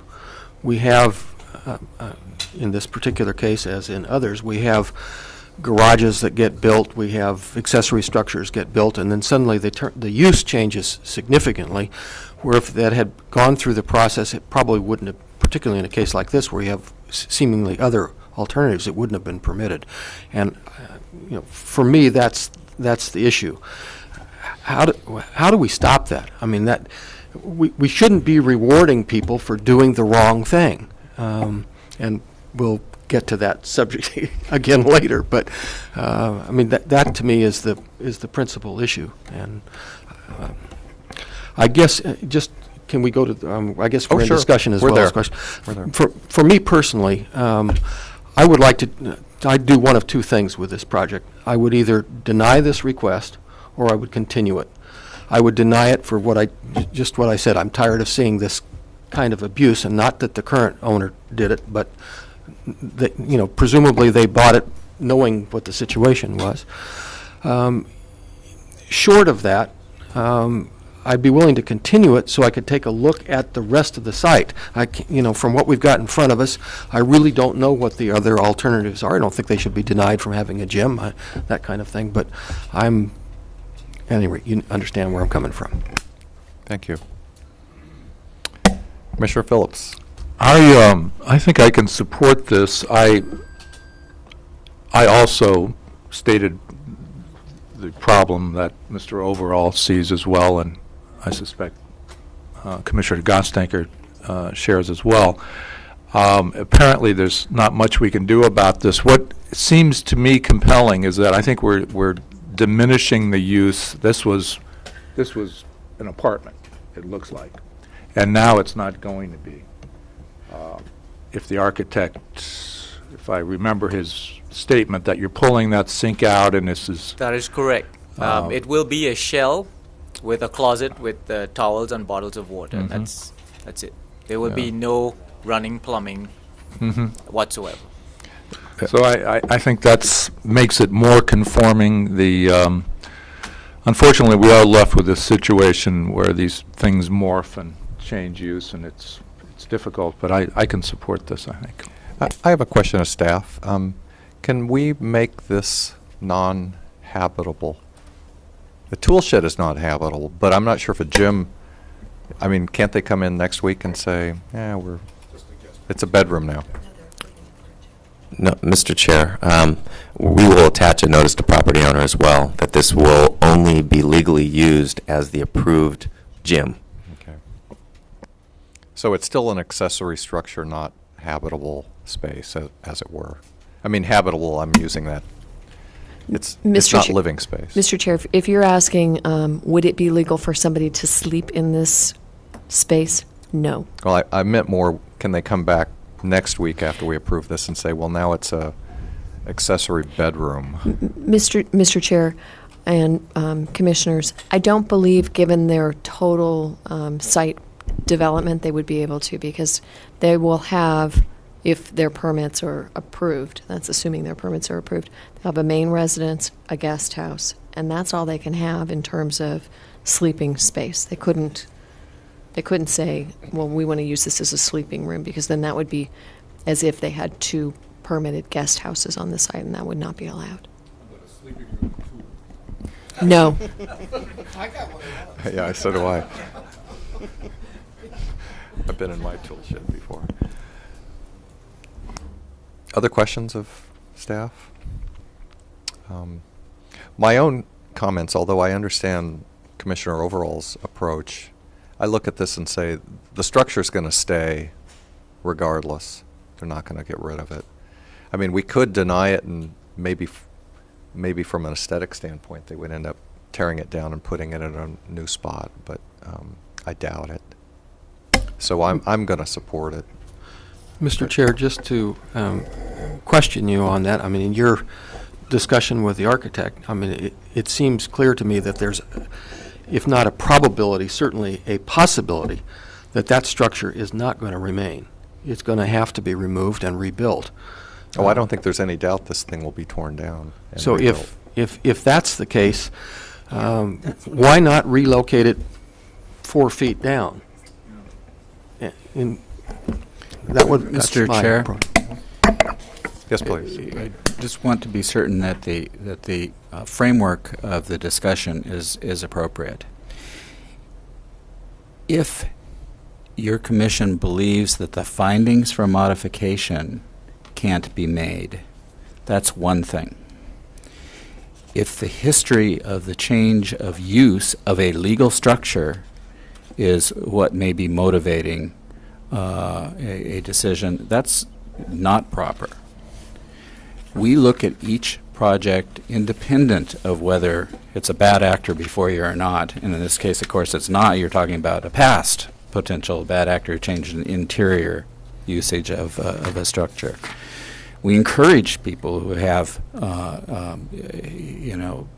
unpermitted structures to come forward and legalize them.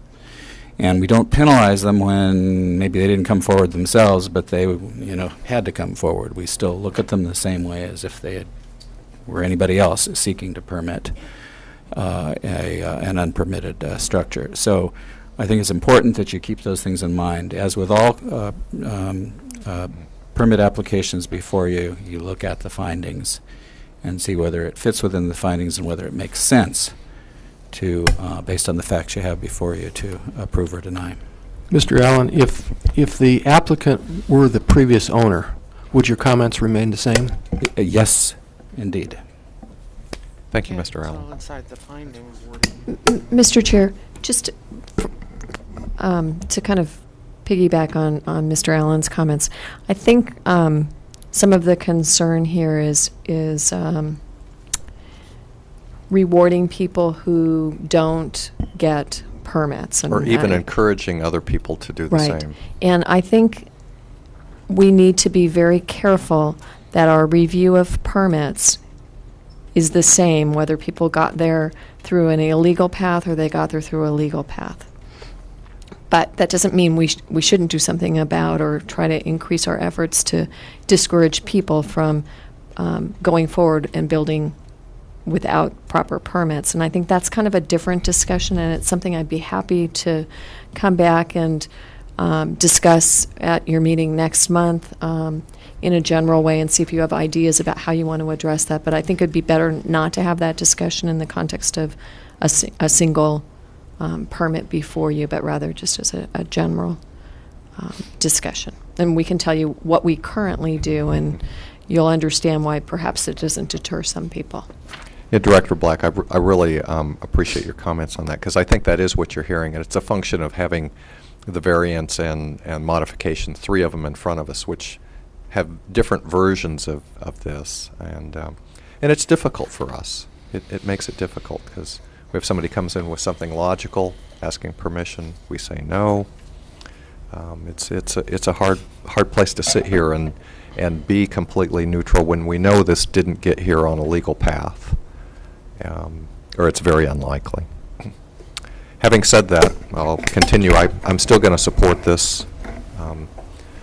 Commissioner Burrows. I will be supporting this also.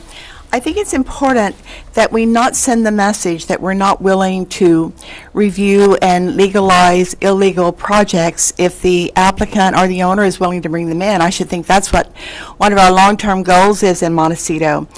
In regard to the thought that this could be moved to another place, as it is, there's no grading and no tree removal on this. That might not be the case if it's moved to another area on the property. Commissioner Gostinger.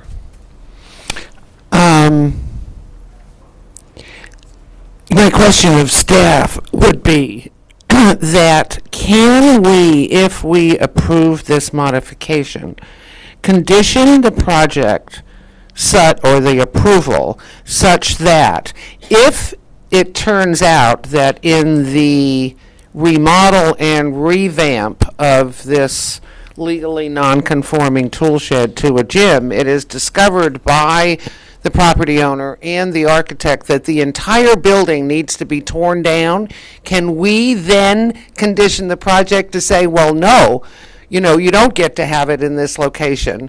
Go find another location because you're tearing the thing down to the ground. Mr. Chair and Commissioner Gottstinker, you can either make the findings for this or you can't. But I don't think you can condition them on whether or not they're going to remove and replace the building.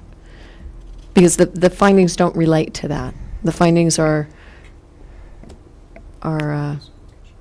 based on this location. And so I think you need to just look at the findings. If you can make them, then you should make them. And if you feel you can't make them, tell us why, and if the majority of the commission doesn't want to approve this, well, we'll come back for with the rest findings. of the commission, sitting here and looking at the findings, I would have difficulty in making some of these findings, given what's proposed, at a later date. That's just and I can go through that, but, findings are, it's kind of interesting how interpretable they really are. They're not like fixed black and white, And, I could create my own interpretations of some of these, as well as, I don't consider, like in finding 3, we say the modification is minor in nature. For me, it says not minor in nature, considering all the site walls, the cement that's going in the setback, everything that has pushed all of this development to the front of the property, even though the walls are only 6 feet, we're being asked to say, well, this building is screened because we've got walls in the setback. In the setback, we've got 6-foot walls. This has been an issue in the community and for this commission for years now. We actually have an encroachment subcommittee that's looking at the continued proliferation of walls, whether they be 6 feet or 8 feet or however they are, within the setback. So it's like, for me, I find it difficult to say that this is minor in nature. You know, I think that if we actually look at the site plan, that we actually could say, you could say now that there is only a gate to this cement pad that I was questioning in the beginning. You know, there's only a small pedestrian gate. How? I don't think that cement pad belongs in the setback. I think that the road right-of-way and the setbacks are designed for landscaping, not for cement pads that clearly, I believe was at some point used as a secondary parking for this structure. You know, well, okay. You know, so I just, you know, even the gates are in the front yard setback, where we actually now require gates to be 14 feet out of the setback. You know, so it's like the whole thing for me is kind of iffy. And I actually am not going to approve this, just so everybody knows where I'm coming from. I just can't. I consider it to be a continued proliferation of pushing into the front yard setback, which is not for the benefit of the community, is more for the benefit of the property owner, to grab more and more and more of our road right-of-ways. You know, so that, I mean, so that the community doesn't get to walk, you know. And then the other thing that we do not know, and I'm assuming it's going to come in at some later date when the appeal comes in, is like, where's all the construction parking going? This has been a neighborhood that we have heard during public comment over and over again is very impacted by construction parking. You know, now, you know, so even the reconstruction of this, where are those trucks going to go? You know, given that everything here is pushed to the front of the property, I can see once again the community coming in and saying, well, look we've got now another project in this area, and the trucks are all parked on the road because the whole front yard setback is used up in buildings and driveways and walls, and we don't have any other place to park. You know, so I think there's a number of issues here, and I mean, I certainly would, well, anyway, that's it for me. I just think that it's more than just this building. It's the impact of everything into the front yard setback. Commissioner Burrows. But those issues will come to us at a later date. At this time, we're only addressing this structure. And I agree with many of your comments in regard to the project that will likely come before us at a later date. Commissioner Phillips. Thank you, Mr. Yeah, Chair. but my understanding is that if we grant this modification now, at a later date, when it comes to us by appeal, we can't back up on this modification. This won't be part of the appeal. And, you know, we've been directed by staff not to deal with it in that way. You know, so once the modification is granted, and the building stays there. But only in regard to the building before us. Well, I mean, we also have a garage on the other side that encroaches into the side yard setback. I mean, it's like, how much more do we allow as far as encroachment into setbacks? Director Black, I thought that was an interesting comment. This is not appealable, at least not to us, is it? This particular action. Because we can't very well, Mr. Chair, after we've approved something and they're appealing our approval back to us, it doesn't seem very likely. Mr. Chair, if you are approving a modification for this particular structure, I think it would be quite odd for you to then, at a subsequent date, say, well, on appeal of a land use permit, we believe it's inappropriate. So I don't think that means you can't address some of the other issues that Commissioner Gottstinker raised regarding Understood. construction, parking, But this particular thing would right. in all So I think likelihood that remain. the decision that you're making today will somewhat bind you as to the location of this particular 180 square foot structure. Yeah, thank you. And we do have a number of permit conditions that we've suggested, if you were to approve this today, be included, including control of construction, limiting construction hours, et cetera. Good. Commissioner Phillips. Thank you, Mr. Chair. The extent of modification, I think, is important. Otherwise, we have a situation where a non-conforming use can become reinvented. It can become something different again. And I had thought, and I don't know what my fellow commissioners believe, but wasn't there a requirement that a portion of that structure remain? Because otherwise we're rebuilding and blessing a structure that shouldn't have been there.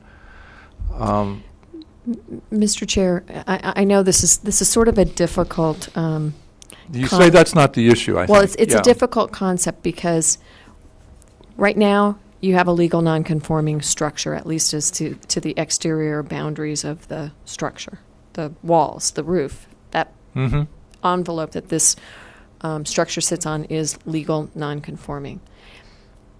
You won't have a legal nonconforming use or structure, excuse me. You won't have a legal nonconforming structure if you take the action to approve the modification today. So those provisions that you're talking about with regard to legal nonconforming buildings won't apply. So they don't have to retain a wall. They don't have to limit non-structural or structural improvements to the site because they are going to be, through your action, legalizing that structure as an accessory structure that's not habitable.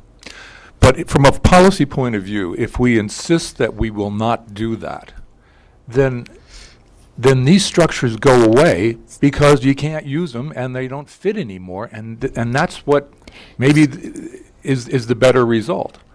Mr. Chair and Commissioner Phillips, so if you don't approve the modification today, let's go through that scenario. If you don't approve the modification today, this building, the outside of the building, can remain until it falls down or the applicant chooses to remove it. Or They can repair it. They can repair it. They can repair it, but reface they can't do structural improvements. So say there's an earthquake, and I'm hoping there won't be an earthquake, but say there is an earthquake, and somehow this building becomes, structurally unsound. They won't be able to necessarily repair that. I mean, there's certain damage limits, and I'd have to look at that. But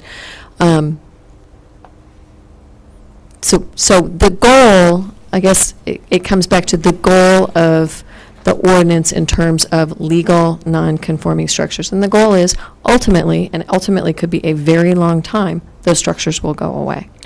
The goal of a modification is to preserve it. To allow minor encroachments, minor changes to ordinance requirements, and minor is really the key. And so you have to make the decision as to whether or not you think this is minor in nature and isn't disruptive to development of the site. So it's. But we don't know how it's going to change. I thought it was a new roof, and I'm hearing that perhaps it's much more than that. It could be anything. And anything couldn't, necessarily isn't minor. So. It's 180 square feet, though. I'm going to go. But it's the only structure we're dealing with. It's not my fault. It's 180 square feet. It's a 2-acre site, and it's 180 square feet. So you have to. I mean, I'm just trying to put it into context. I'm not suggesting that doesn't mean it's not something that you should be concerned about, but it is what it is. It's a very But ultimately, small isn't the structure. issue, do we want to preserve non-conforming structures or have them go away? Isn't that ultimately what we're dealing with?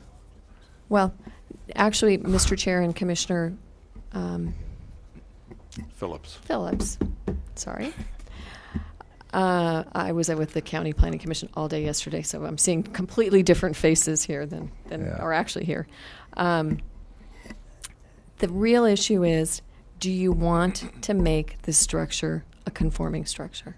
Mm-hmm. Do you want to allow a 180 square foot structure to be in this area as a legal structure? Not a legal non-conforming structure, a legal structure. Thank you. So, and to please. amplify that, Ms. Black, habitable. No. Accessory structure, not habitable in the sense of a guest house or a main residence. I'll make, Please. at the chair's request, I will make a motion that we approve the staff position. Is that the motion you mean? That's the motion. Okay.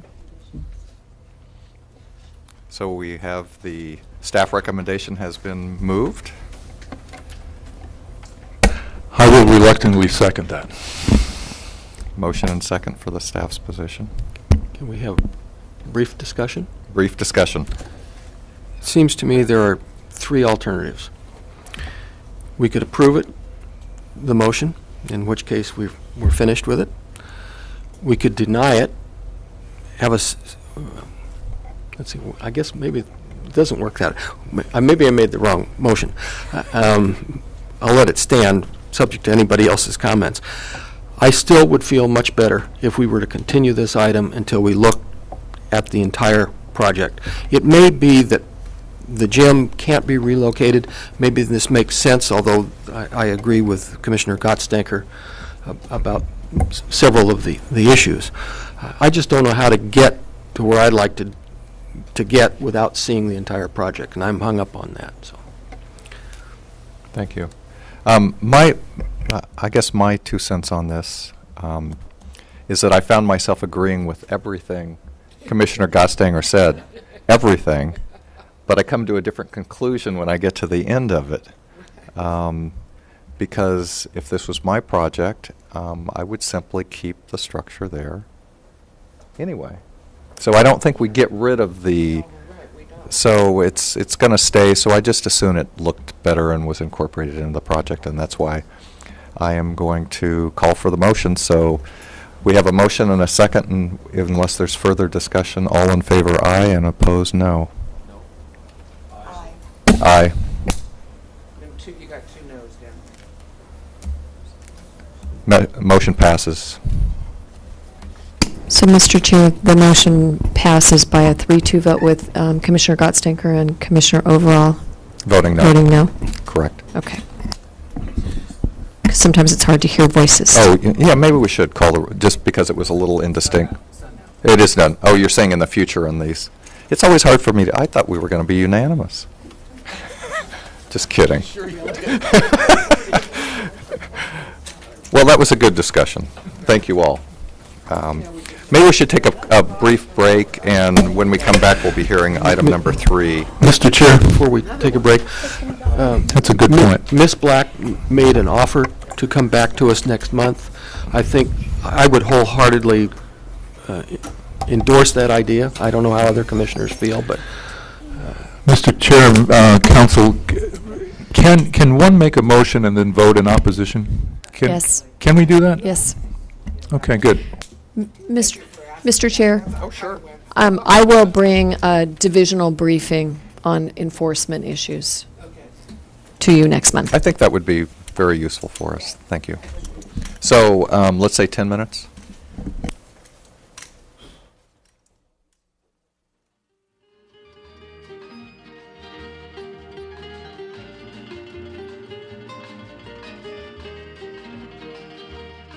And Mr. Moore, I understand you're going to read this into the record for us. Yes, Mr. Chair. This is the hearing on the request of William J. Dalziel, owner, to consider 07 VAR 3, application filed on February 12th, 2007, and 07 CUP 41, application filed on May 21st, 2007, and to accept the exemption pursuant to sections 15301E1, 15305A, and 15303E of the state guidelines for implementation of the California Environmental Quality Act. Thank you. Mr. Chair, I thought before Jay Ritterbeck addresses your commission and begins the staff presentation, I'd just explain why we're sitting in an empty room. The applicant apparently is ill and won't be able to be here today. They were fine with you moving forward, but if you have questions of the applicant, there isn't really the opportunity. Jay can try and answer them as best as possible. So if you want to go ahead and hear this and see where we're at the end, we can figure out where to go. I think we'll proceed if we can. Hopefully, we didn't make him sick with the thought of being in front of us here today. Mr. Rittenback, thank you. Thank you, Mr. Chair, members of the commission. Again, If we need to, we will. Again, my name is Jay Ritterbeck, and I'm the planner for the Dalziel project. The project is located at 1251 East Valley Road, west of Hot Springs Road, and east of Sycamore Canyon Road.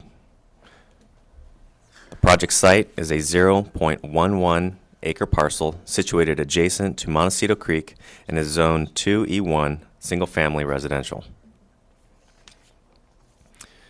The site plan shows the location of the existing development on the site, including the perimeter wall, the adjacent Montecito Creek, and East Valley Road as it wraps around the property on the north and the west. Permitted development on the site includes a flood control wall located along the entire eastern extent of the property next to Montecito Creek. This wall is approximately 13.5 feet in height as measured from the bottom of the footing to the top of the wall, and was constructed prior to 1979 when it would have required a permit. Also permitted are a 1,015 square foot single-family dwelling, a 246 square foot carport, and a 393 square foot guest house.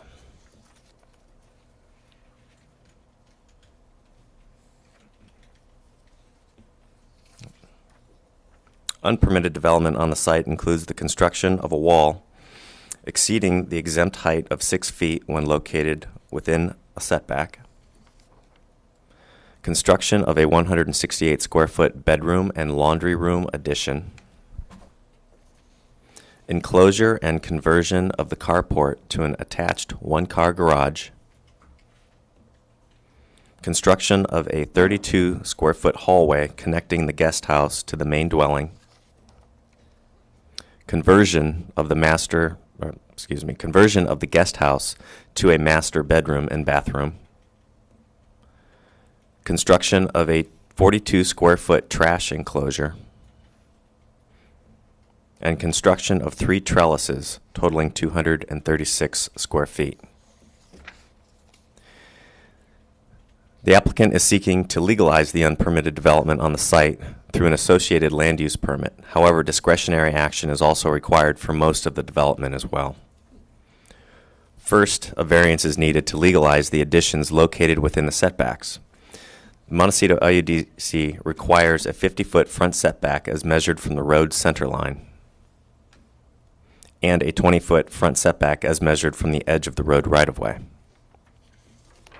The side setback for the 2E1 zone district is 5 feet from the edge of the property, and the rear setback is 25 feet. When we show all of the setbacks together, we can see the level of hardship imposed upon this particular lot. Furthermore, as we take the most restrictive of the setback to determine the legal development envelope, we can see the resulting irregularly shaped envelope, approximately 700 square feet in size. This photo shows the bedroom and laundry room addition, which is the only portion of the entire project completely within the building envelope. Second, a variance is needed to the Montecito parking standards requiring 2 covered spaces and 1 uncovered space. 1 covered space and 1 uncovered are proposed. Also, a variance is needed to allow the required parking to be located within the front setback. This photo shows the 1-car garage and the uncovered parking area in front of the master bedroom and trash area. Finally, a minor conditional use permit is needed to legalize the construction of a wall exceeding the 6-foot exempt height when located within a setback. This photo shows the existing 7.5-foot wall located within the front setback as it runs along East Valley Road. Although this project is located within the 100-year floodway of Montecito Creek, P&D and Public Works have received certification that no loss of flow conveyance will occur as a result of any of the existing development on this site. Additionally, an arborist report has been prepared and addresses oak tree protection measures which have already been undertaken by the property owner.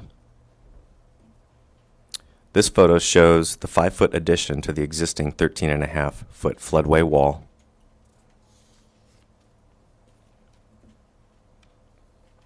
And this photo shows a view from East Valley Road Bridge over Montecito Creek of the vernal pool maintained by Mr. Dalziel in cooperation with the Department of Fish and Game as a sanctuary for the endangered steelhead trout. The proposed project received conceptual review from MBAR on August 13th with the following comments. Findings could be made to support the variance given the severe size and shape constraints of the parcel and the adjacent creek. The masonry and detailed woodwork is aesthetically pleasing, unique, and appropriate. And MBAR supports the request because the wall does not loom over the road, and the wall is protection from the high number of accidents near the house. On staff's analysis, the project is consistent with all applicable comprehensive plan policies and the Montecito community plan policies. And the project is also in compliance with all applicable requirements of the Montecito LUDC 2E1 zone district, subject to approval of the requested variance and minor conditional use permit. Staff believes the project to be consistent with all applicable land use policies, including neighborhood compatibility, as the resulting single-family dwelling will be below the maximum recommended floor area and has received support from MBAR. Additionally, staff's review of neighboring properties shows that the project is in conformance to the scale of the surrounding community. County records show the proposed project is well below both the mean and median size of homes along East Valley Road between Hot Springs and Sycamore Canyon.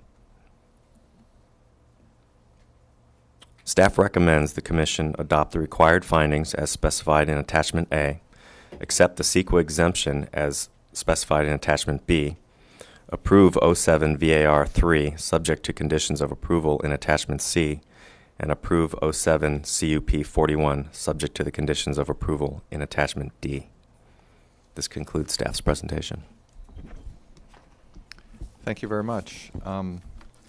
Site visits. Commissioner Phillips. I drove by. I visited the site. Visited the site.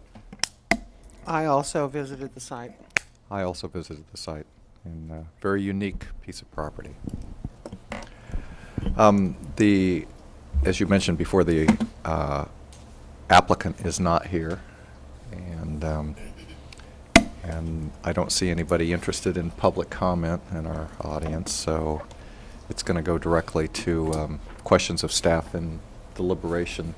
And I would suggest if we can't, again, as suggested, if we're not going to approve this, we may want to continue it so the applicant would have an opportunity to come back and present his arguments to us.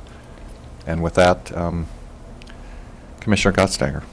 Would a variance still be needed if the wall were 6 feet and still in the front yard setback? Mr. Chair, Commissioner Gottstenger, that was an option that we explored with the property owner. If he would reduce by 1.5 feet the height of the wall, it would be an exempt height and therefore not need a conditional use permit or land use permit at that. And would it still need a variance, though? It would not need a variance. The wall itself would not. Early on in your presentation, you had a graphic that showed that. Would you mind putting that up again, please?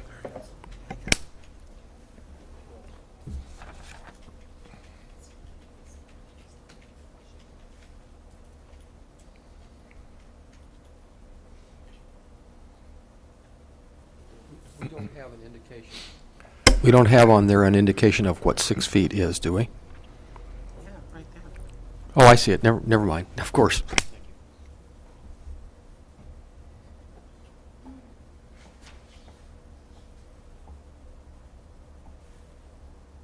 Commissioners? I'm going to support it. It's beautiful work. It's a struggle having looked at some of the other things today, but I'll call for a motion if nobody wants to discuss it. Well, I'll make a comment. Okay. The difficulty with this is, as you said before, permission versus forgiveness. And I think they have done a nice job on the property. But I can't help but wonder, if they had gone through the process and they'd had the full input of the Board of Architectural Review, would it not have been a better project? I guess it gets back to the same question: can we make the findings, or can we not make the findings? But again, I'm deeply troubled by, how do we not? If we approve this, we're sending a message that you can do it, and then you can get it approved. You may run some risks, and that's absolutely the wrong message, and it troubles me deeply. I agree with you, especially they were busy little beavers out there doing a lot of different things. Yeah, for at least 2 years. Yeah. Very extensive. Yeah. I was inside and looking at the work there on the back also. But are we going to ask them to tear it out, I guess, and so we get into this dichotomy? Well, Mr. Chair? Yeah. And members of the commission, I'm always wary of stepping into what might sound like a policy comment as opposed to strictly legal. But I think since we've had the discussion on variance in the earlier case, and we now have those findings before us, it would be a rare instance where you would be faced with projects so severely constrained as this one, where it, at least as to, the first part of the findings, fits so clearly within what the intent of that rather rigorous state law, envisions, which is due to special circumstances. Well, clearly there are special circumstances. The strict application of our development code would deprive the subject property of privileges enjoyed by other property in the vicinity and under identical zone classifications. Well, clearly, other property in the vicinity is nowhere near as constrained by the special circumstances applicable to this one. So just as to that finding, the fear that one of the neighbors might go forward and say, well, geez, they got to build this, as a factual matter, and again, this is, I always hesitate to venture into kind of policy and staff's realm, so maybe they want to support or rebut me, but I don't think you'd find very many properties that would be so severely constrained where they could think that they could come forward with a project, construct it like this, and get away with it, so to speak. Director Black. Mr. Chair, I think County Council is absolutely correct. I feel very comfortable with the findings that we've included for the variance. I think, and I believe that this would have been the result to allow a reasonable amount of development on the site, whether or not they had moved forward with it in advance. The wall is a different matter. I think if the commission feels like a 7.5-foot wall isn't something you would have entertained, there's no, issue particularly there. So I think if I were to focus on an aspect of the project, it wouldn't be the residential aspects that require the variance. It would be the conditional use permit and whether or not you think that's an appropriate height of the wall. I think the applicants made an argument that they believe it is, and we certainly don't feel like it's outside of the realm of a reasonable use on the property. It doesn't seem to interfere with the additional 1.5 foot doesn't seem to interfere with any visibility or light or, create a cave effect. But I think that's maybe where you want to focus. And I understand the frustration about a non-permitted development and coming in, and it is, we try to be careful in our staff review to not be overly influenced when somebody does construct something without permits and use that in an inappropriate way to support approval of a project, and that's something we try to be mindful of. However, in this case, I think the fact that the lot is extremely constrained it speaks for itself, and I think we would have been in the same position. So maybe that's helpful. So given those remarks, just so I'm really clear here, we do the applicant property owner does need a variance for the square foot additions that were done. Okay, now inside our voting process,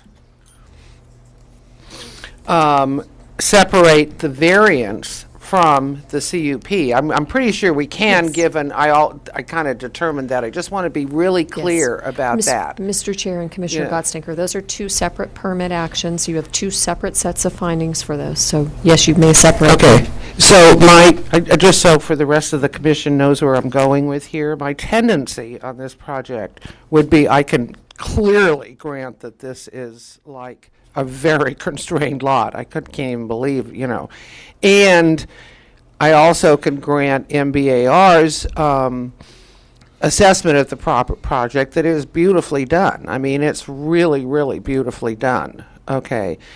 My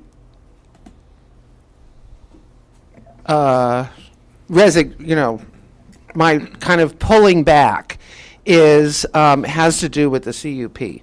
And so I could vote to grant the variance and not grant the CUP and request that the property owner lower the wall to 6 feet. I see absolutely no reason for it to be 7.6. I drive through that corner all the time.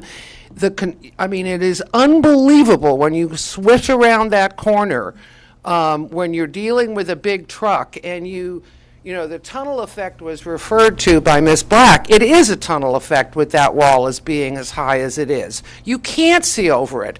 Yes, the property owner is protected from accidents. The public's not protected from accidents. It's horrible. You come to a screeching halt there when any kind of oversized truck comes in.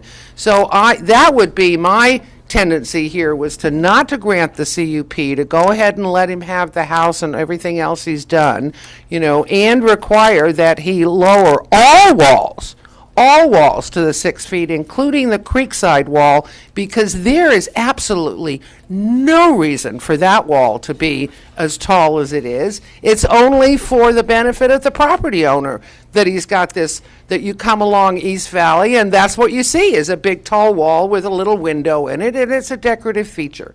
So that's the direction that I'm going here, is to go ahead and grant the variances for the single-family residence additions and deny the CUP and require him to bring it under 6 feet. And then he wouldn't need the variance for the wall inside the front yard setback at all. Mr. Chair and Commissioner Gottstinker, just to be clear, no variance is required for the wall. So you don't have to do anything with the variance if you choose to approve the residence. Because all of the wall falls inside the CUPs, it's only the CUP for height that's necessary for the wall. And I'll maybe once the commission has an idea of the direction that they're going, I can make a suggestion as to how to move forward in terms of timing. Okay. Commissioner Phillips. Thank you, Mr. Chair. I have a serious problem with the argument that a lot is constrained and therefore you're justified in violating almost every land use policy we have. Therefore, you begin with the property and then you determine what's appropriate to build on it. It's illogical to say, well, I have a constrained parcel vis-a-vis my neighbors, so I get to do all this. And what kind of message are we giving? Don't come before us because you might risk denial. Easier to come later and get this done. That property didn't need everything that's on it.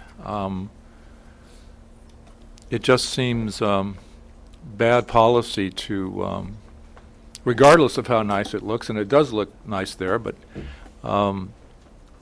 the constraint argument, it just couldn't possibly work. So I'm not sure we can make these findings. I'm sure the project is not consistent with the Montecito plan or our land use laws. So I think we have the same issue we have with the Chellam property. Mr. Chair, if I may, 2 points. Approval of the project makes it consistent with the policies and ordinances. That's why it's before you. So that finding can be made if you find that you can make the variance findings.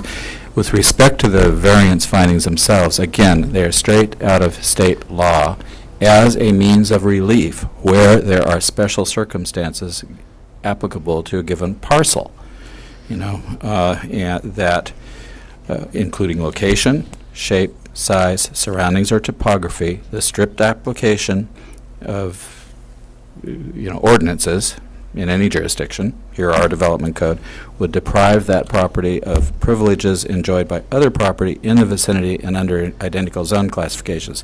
Now, that requires some analysis sometimes. If you've got, it doesn't mean that because you've got, for example, a lot that's half the size of your neighbor, and they've got a 4,000 square foot house, you get to build one even though your lot's only 4,000 square feet. That's not the way it works. But it does mean that you have to look at those special circumstances and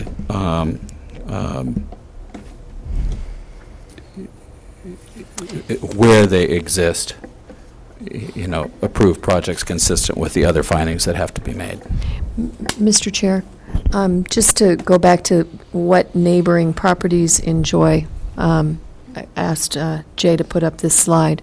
So we're a bit comparing apples to oranges because in a couple of different ways. First of all, the square footage that I think you've been provided is all square footage development on site, not just the residence, because they've got the garage. It's 1,600 square feet. What you see on this slide is the residence. So you can see that there aren't many residences. Well, there's no residence in that area that's as small as this one. Now, we don't expect that somebody with a small site with a very with constraints because of setbacks, and this parcel is constrained because of the creek, it's constrained because it's a corner lot on a curve, and because it's got a tremendous front yard setback. We don't necessarily expect that they can get everything that adjoining properties or properties in the vicinity can, but we would expect to be able to permit a relatively modest-sized house. And I think that's what is before you, is a relatively modest-sized house. So that's where I think it's a really different situation than the variance we saw earlier this morning, where that site was not constrained. The site itself was not constrained. It's a very normal lot. Now, the way that development had occurred on the property may have suggested, and in the area may have suggested putting the garage in the back, but the site itself had other areas where you could develop. This site doesn't. I was inside this when it was being sold by the prior owner, and at that time there were 3 residential units there. Is that attachment a second residential unit now? There's 2 apartments in that garage. I don't think that's a garage. Maybe it's been converted back. But there's definitely a living unit upstairs. Well, because it was a guest house. Mr. Chair, And the Commissioner lot Phillips, doesn't support a guest house. I walked through the entire house with Mr. Dalziel when I first received this project.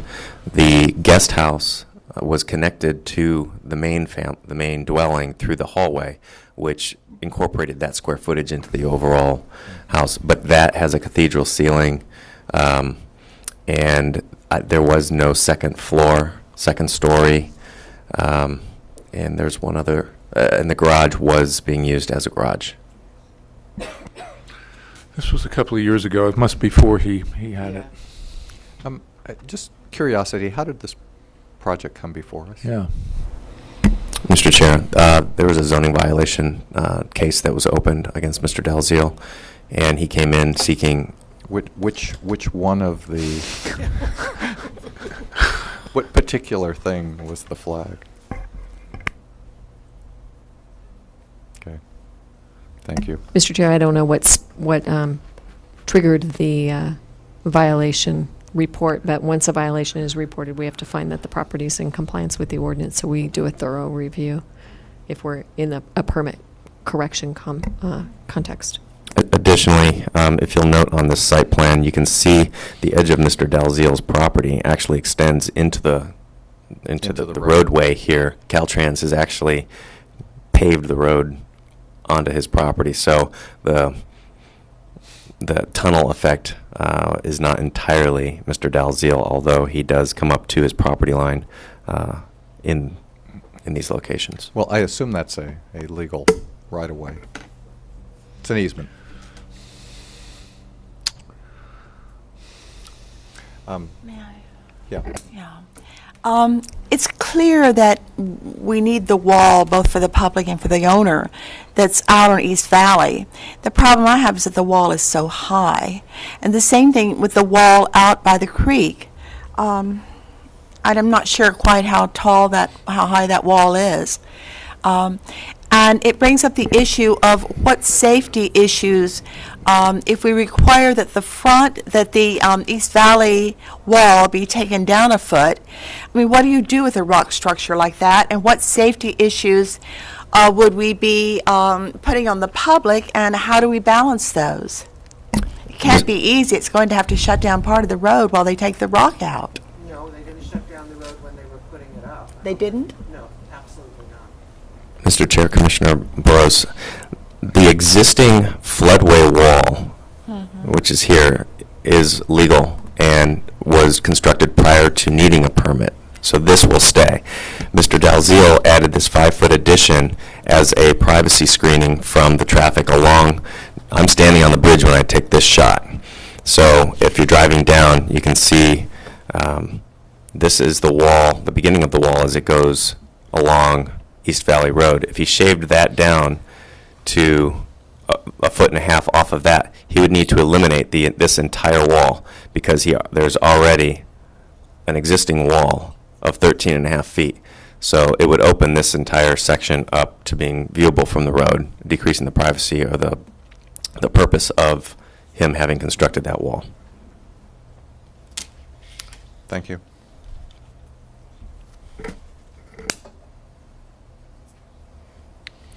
Other questions? Want to handle these one at a time and start with our first, the variance from the setbacks, because it sounds like there's some agreement on that issue, or at least I'm supposing there is.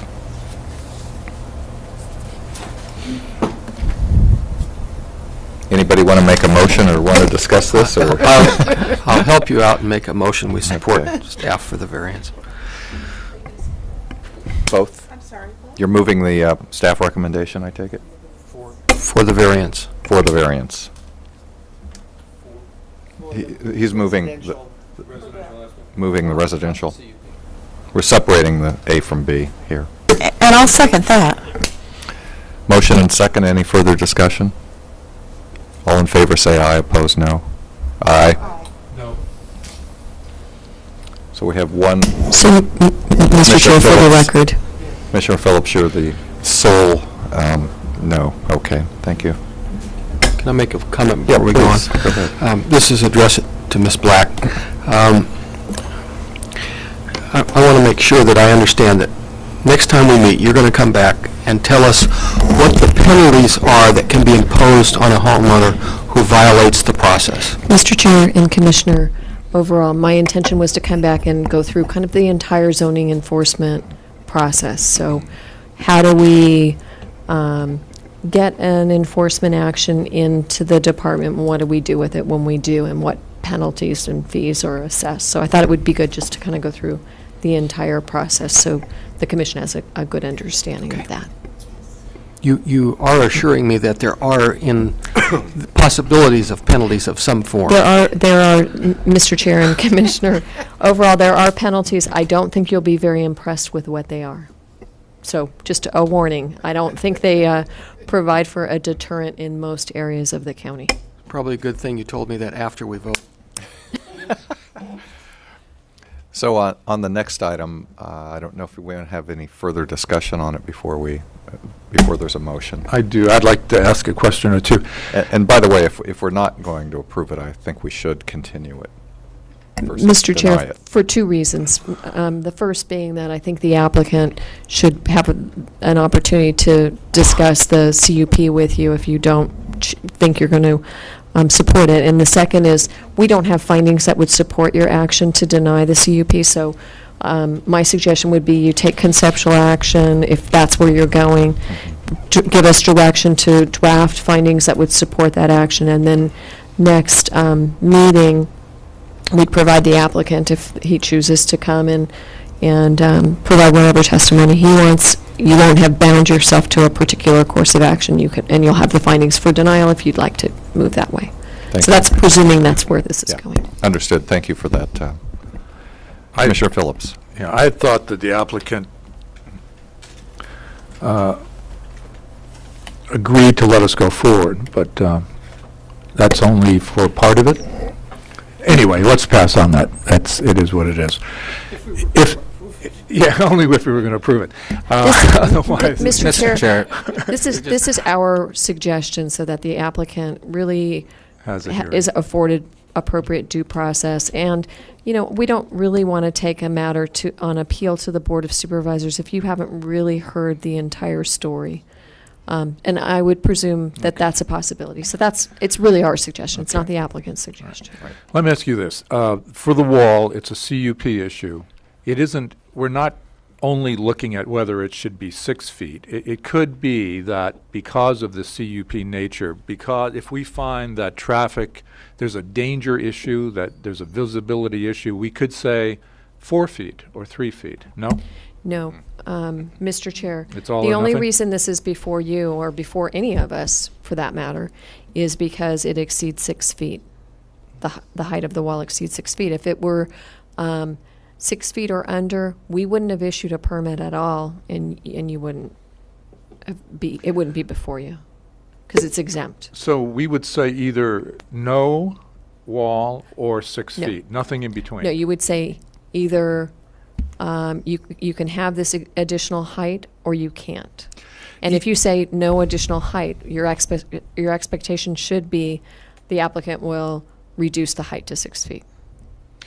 You can't say no. Even if there's a safety issue, even if it's a dangerous situation being created by the installation of the 6 feet wall, we have to say no wall or 6 feet? It just wouldn't be before you, except for the increase in height from 6 feet to 7.5 feet. That's your only jurisdiction. On a CUP, though, You wouldn't No? have a CUP before you. oh, you wouldn't have the CUP. I see. You wouldn't have It's anything the extra before foot and a half. That's yeah. all you're looking at.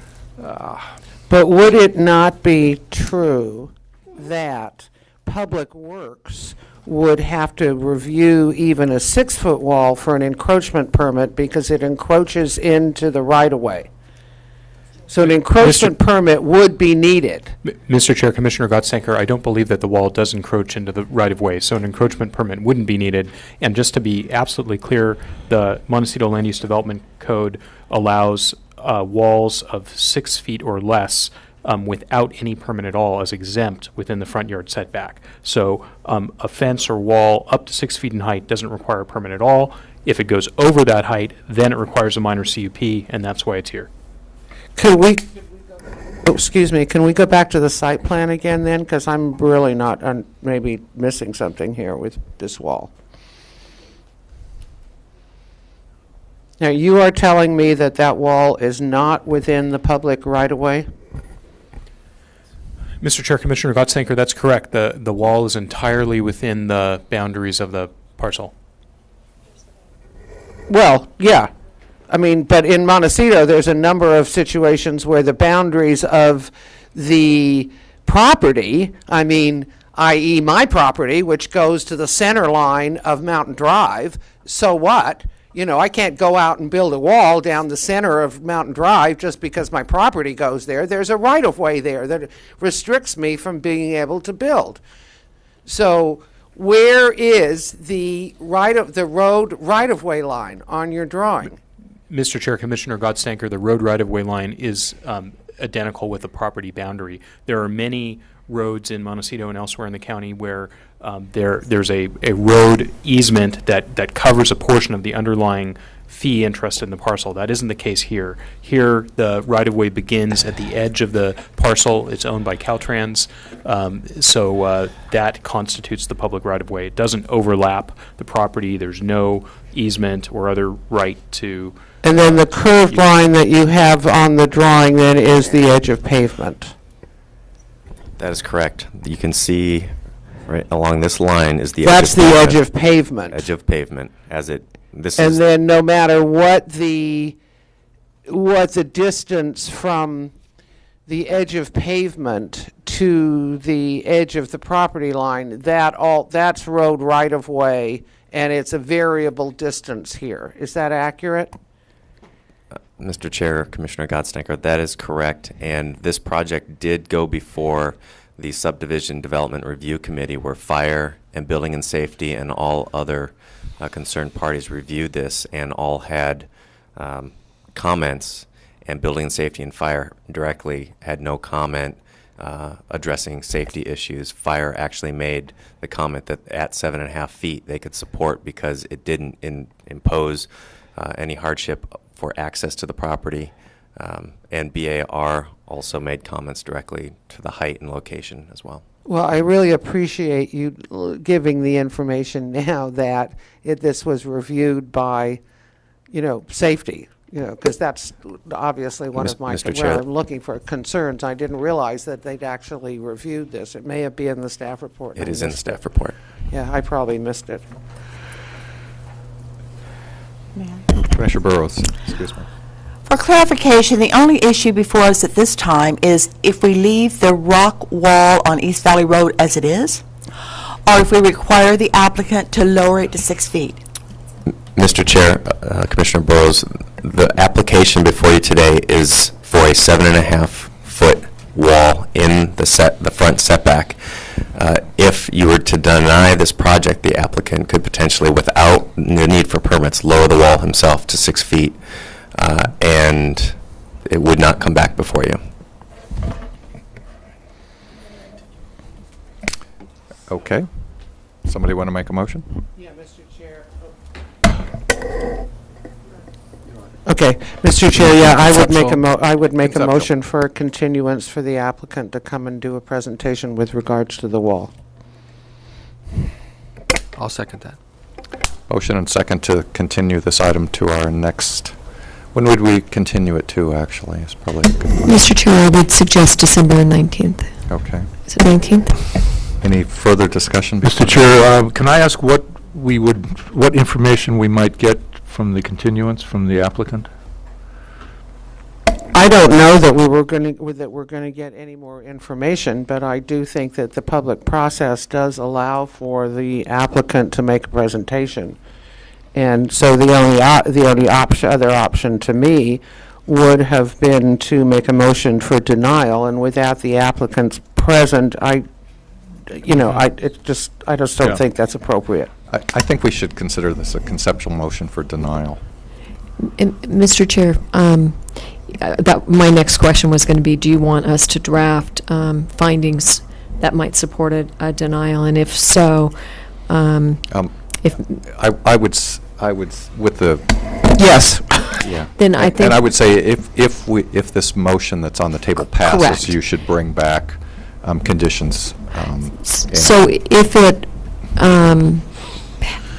I would appreciate just a bit of insight as to why the commission would want us, or how the commission would want us to draft those if indeed you do move in Now, that direction.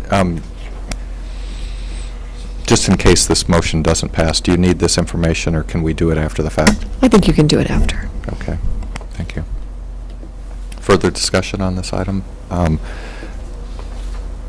ahead of time? No. Okay. So, Mr. Chair. I'm not going to support it. The motion, by the way. You may want to ask for a clarification of the motion, because you verbally clarified it, but I didn't hear the motion maker or the seconder say that this is conceptual denial I think and we heard continuance. from the motion maker, but the seconder. So maybe, Commissioner Gottstenger, you would elaborate well, on the where motion you would like to go when motion this was item comes back. for a continuance of the minor the request for the minor CUP with, and I'll just add this, with staff to bring back conditions for denial, period. And I think that stands as second. And Commissioner Phillips. This is interesting. We may have to all redo this, of course. If, let's see here, should Commissioner Gottstanker's motion be, not succeed, and a motion is made to deny the CUP, then we're back in the continuance land again, because we're not going to do it without the party being present. You should consider this a motion for denial as far as its practical effect. A conceptual motion for denial. And staff will bring back the appropriate. Well, then, as far as bookkeeping, is that what do we want the motion to be made? That would be cleaner. Okay, in my fine. mind. Okay, so I'll make a conceptual motion for denial with staff to bring back findings to support that. Does the seconder wish to amend their I'll second that. Okay. Okay, we have a motion and second. Any other further discussion? I think we should do a roll call. Commissioner Gottstanger, I guess. Yes. Overall. Oh, I'm sorry. You do it. Hey, you know, Commissioner I'm Gottstanger? taking over all the jobs today. Commissioner Overall? Commissioner Burrows? No. Commissioner Phillips? Yes. Commissioner Burek? No. So vote carries 3-2. 3-2.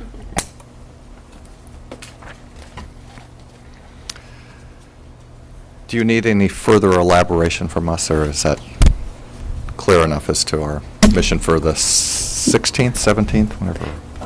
Mr. Chair, I think it's 19th. 19th. I think it's December 19th that we're continuing this matter to, and I think it would be helpful to the staff if maybe just a couple of comments as to what you'd like to see incorporated into the findings could be made. Can't help on this one. You're on your own.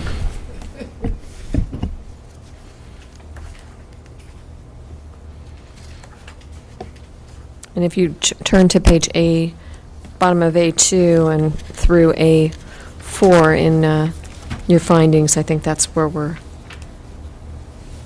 looking for.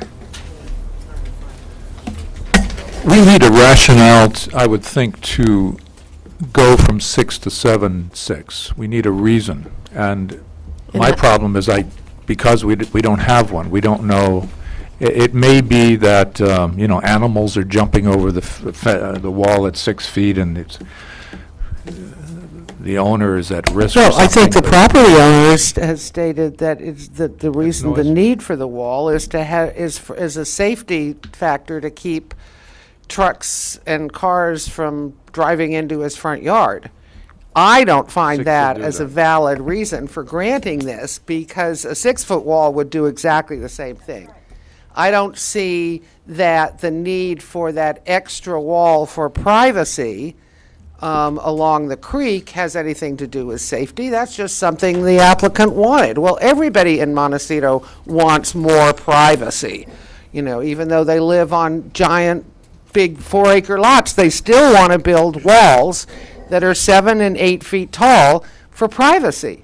And the community has continued to deal with this thing, and this is like, okay, you get your wall, but you don't get to have it in your face of the community, because the community and the community plan calls for open space along our roadways. Mr. Chair and Commissioner Gottstanker, if I may, again, what staff's looking for is for some help in terms of supporting facts and analysis, for each of these findings.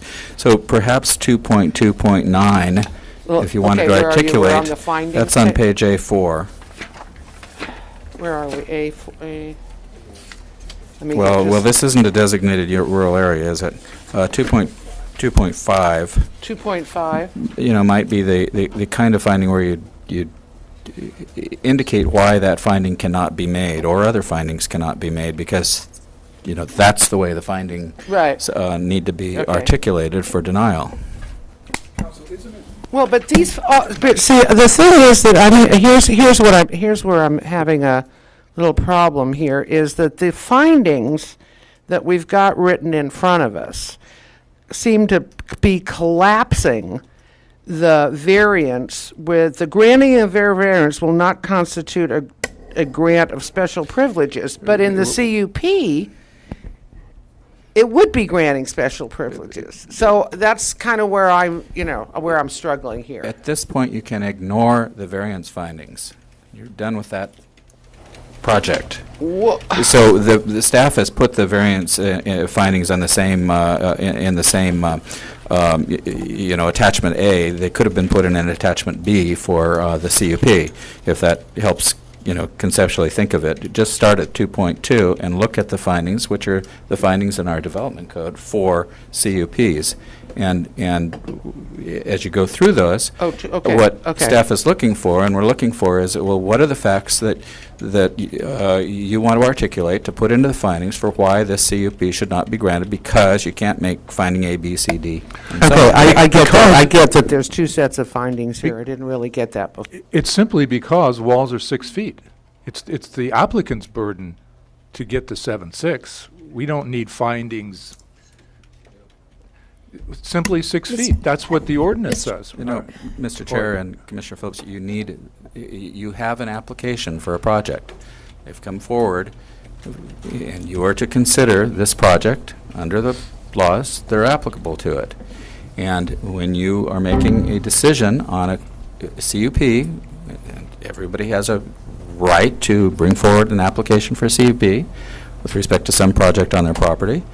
If you're going to approve it, you have to make findings saying what the reasons are, and if you're going to deny it, you have to make findings why you are not making the findings for approval. Findings are required so that the decision maker's thought process can be followed.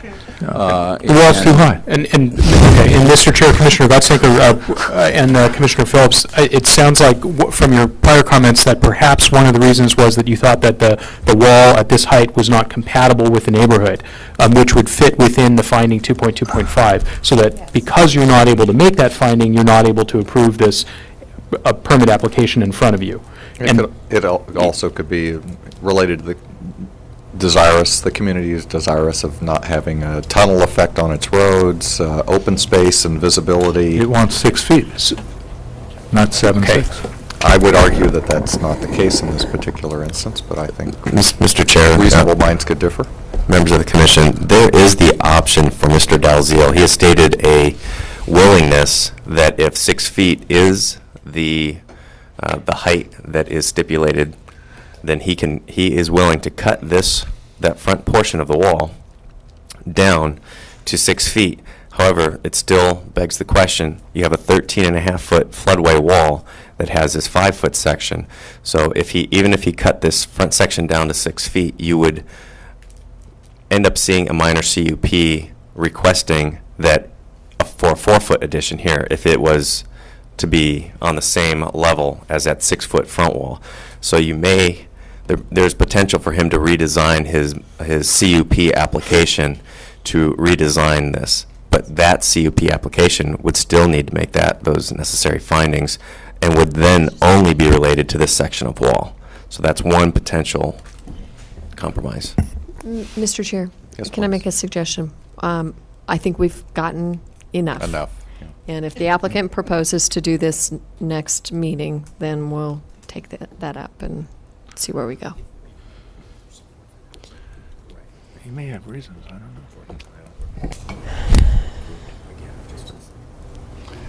Yeah, you're questioning whether you should write a staff report that would bring this back as a... Mr. Chair, correct. If he's willing to redesign that, then we could bring back essentially the same project for approval based on only this section of wall. However, if there's still not support for even this section of wall to be at 4 feet, because the 6 foot would be exempt and not before you. So if there is support for that, then we could come back with a recommended approval for this specific section of wall. Right.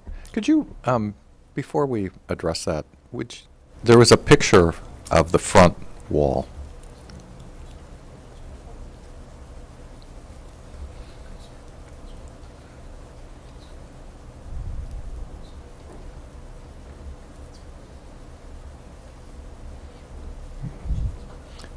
Either that one or the one before, the previous one that you, it's a little difficult to see there, yeah.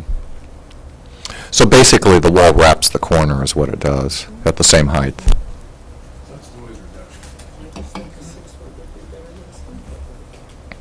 I know I'd want that wall if it was me. So, Mr. Chair, I think the question that staff is asking is the part of the wall that wraps and borders the creek. Does the commission want to entertain having that section of the wall match this wall at 6 feet? Because that portion that's along the creek would still exceed the ordinance height. Only by 15 feet. Exactly, but because of its location, because it's measured from essentially the bottom of the creek up, anything that is added aside from the wall that existed before this addition was made would require a CUP. So I guess staff is asking if the commission would favor matching that 6-foot wall along the creek, or if you don't want to see that wall extended along the creek at all. And if that's where you're going, we can come back with the appropriate. Right. Yeah, I don't have a problem with the rear wall, or the wall along the creek, unless the neighbors do it. We haven't heard from them. Commissioner Overall? I think the two walls should match in height, so I would consider that. I also think that perhaps you ought to go back through the MBAR and ask for design suggestions. I mean, they've got a landscape pocket on the inside of it, too. That might be an option for them. Mr. Chair, Commissioner Overall, BAR actually made the comment that it would be a shame if anything related to these projects should it be forced to change. So they... Yeah, Commissioner Gottstanger. Yeah, I think I'm going along with Commissioner Overall in that I, clearly want the wall to come down to 6 feet, and from a design point of view, it would be really, and I can actually get that the property owner may need that extra 4 feet that's being proposed along the creek because of the lights and traffic that come along there. So, based on all that, yes, please bring it back in that manner, so at least they would have the 6-foot wall wrapping around. And I'm hoping that in our next meeting with the applicant present, we might approve it as it is, but we'll see. Is that sufficient information before we go on to the next item? Thank you. We've already voted. We're done. Thank you. That's helpful. Good. We have one last item. It's 10 after. It'd be great if we could go ahead and finish up, and unless that presents a problem for staff. That's fine. Great. Maybe we could just take a 5-minute break. That'd be great. Let's take a 5-minute break. We'll come back at a quarter after.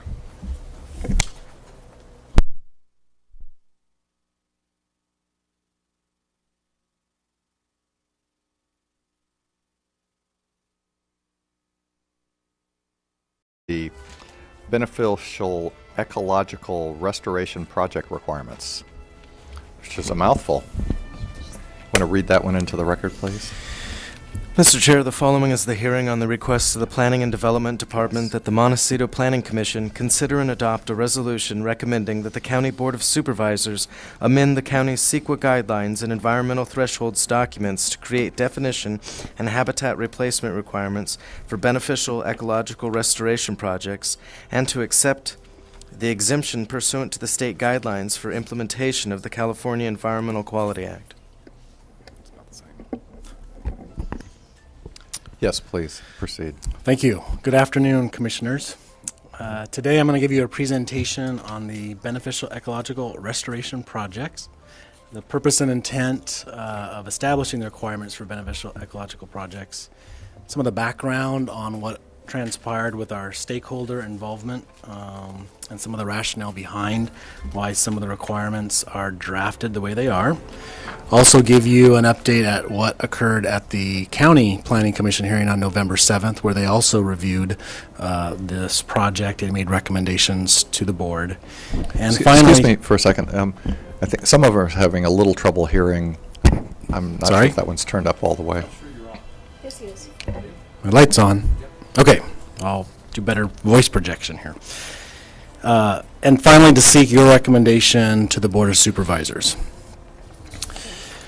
The objective, as you'll hear today, is to recognize the distinction between implementing a restoration activity not associated as a requirement resulting from a development application, and ensuring that the process of documentation and on-the-ground habitat replacement is not so burdensome that the intended restoration activity is no longer sought by a property owner.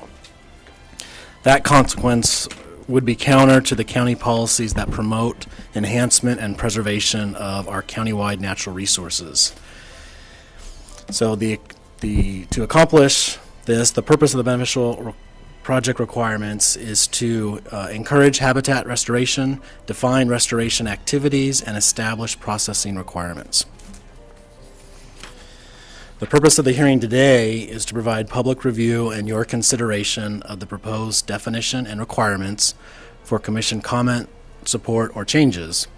The public hearing today is in compliance with the provisions of our county environmental thresholds and guidelines documents that require that the county planning commissions consider the amendments and make a recommendation to the board before adoption.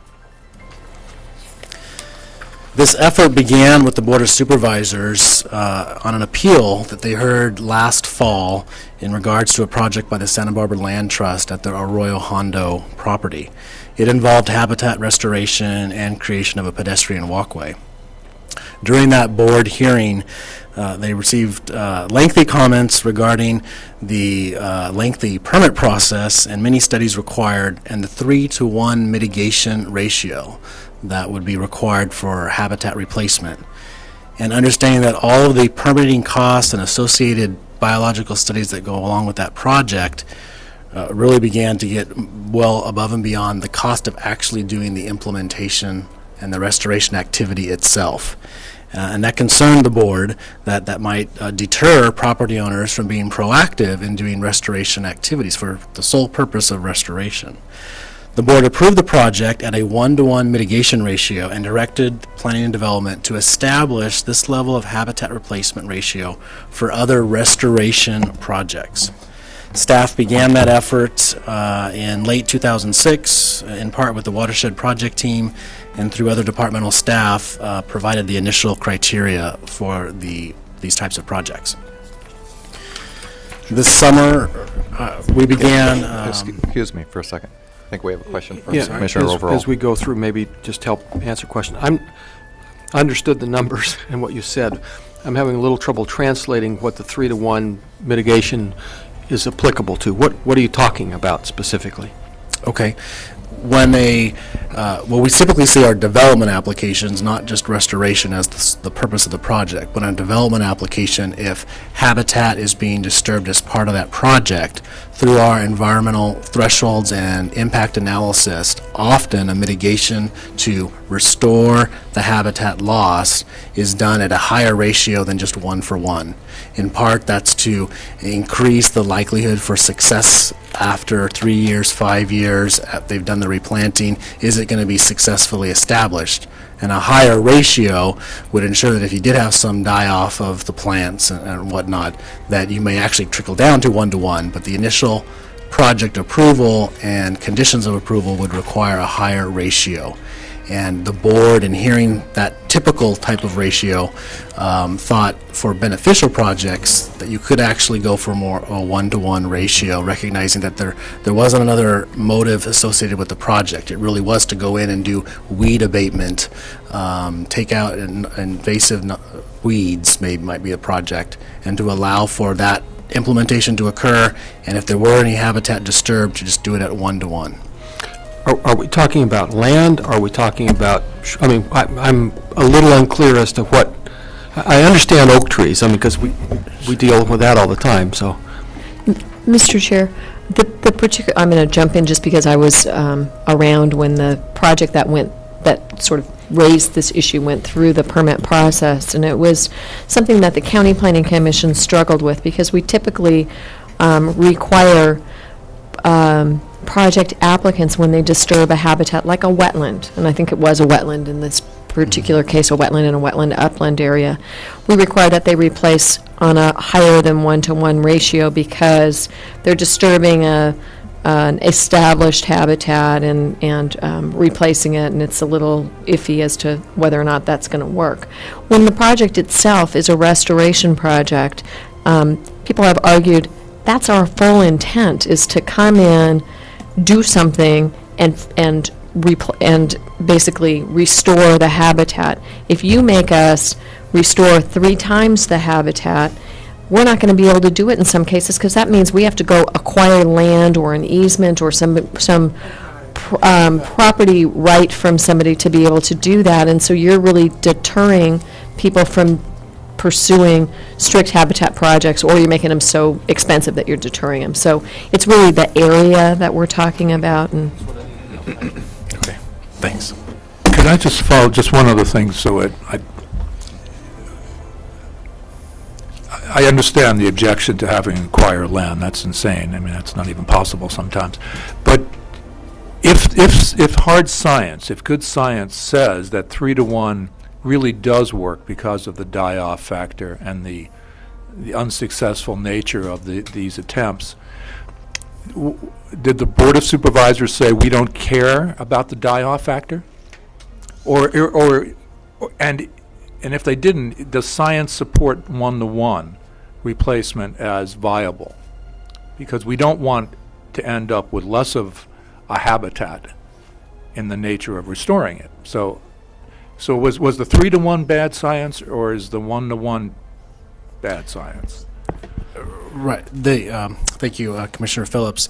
It isn't bad science. There isn't a consistent approach through all the various regulatory agencies on how they require how much restoration will occur.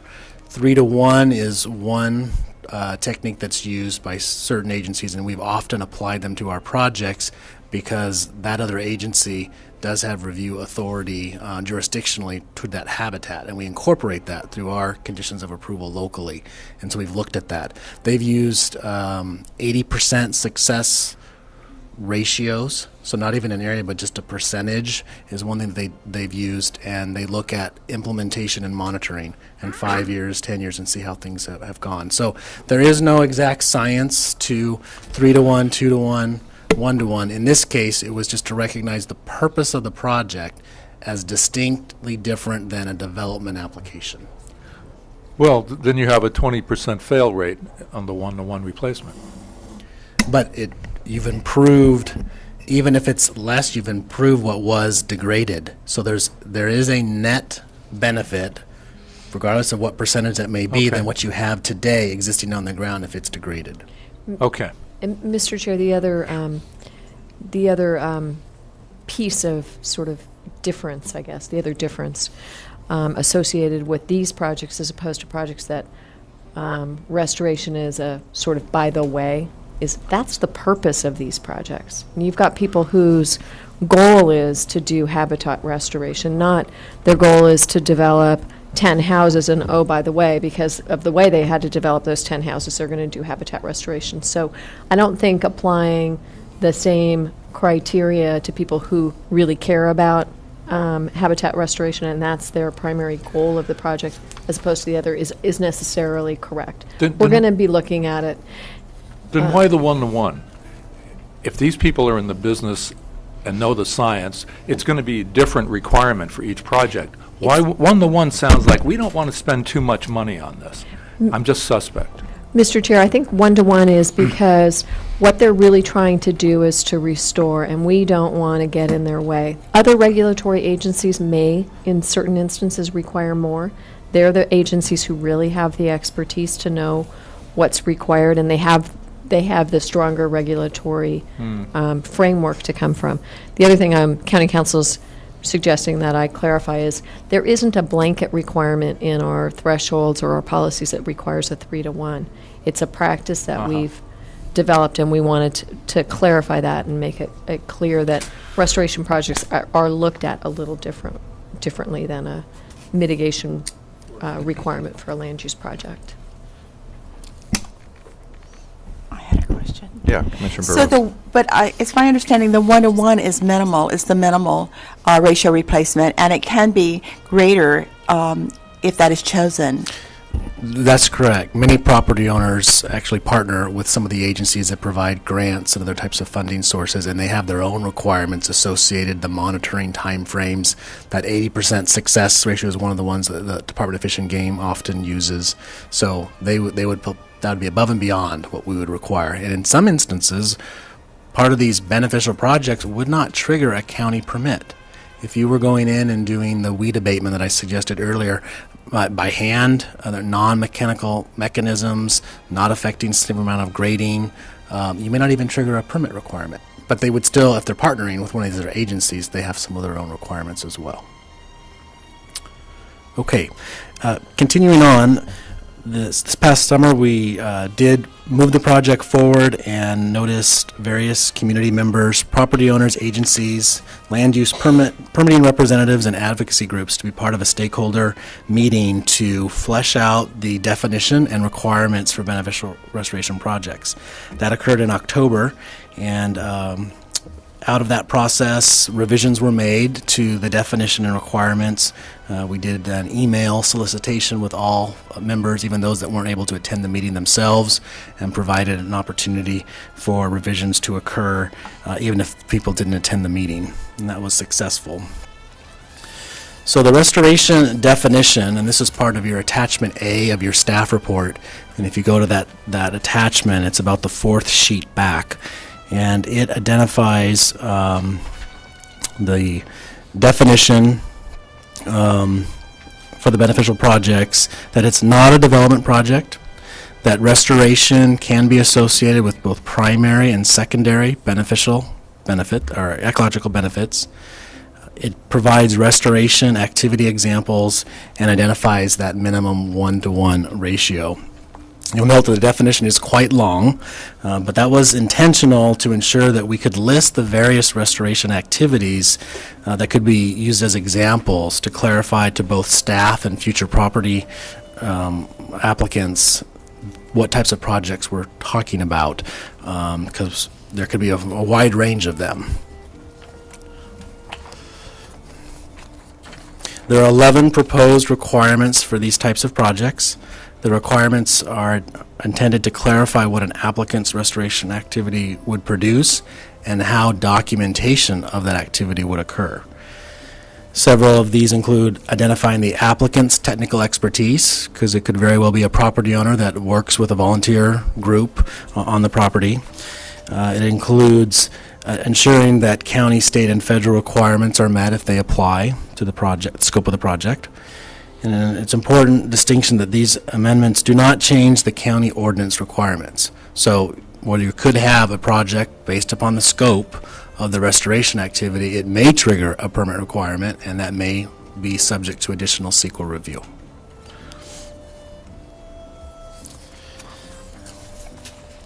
The stakeholder process was not unanimous on all requirements or the exact wording.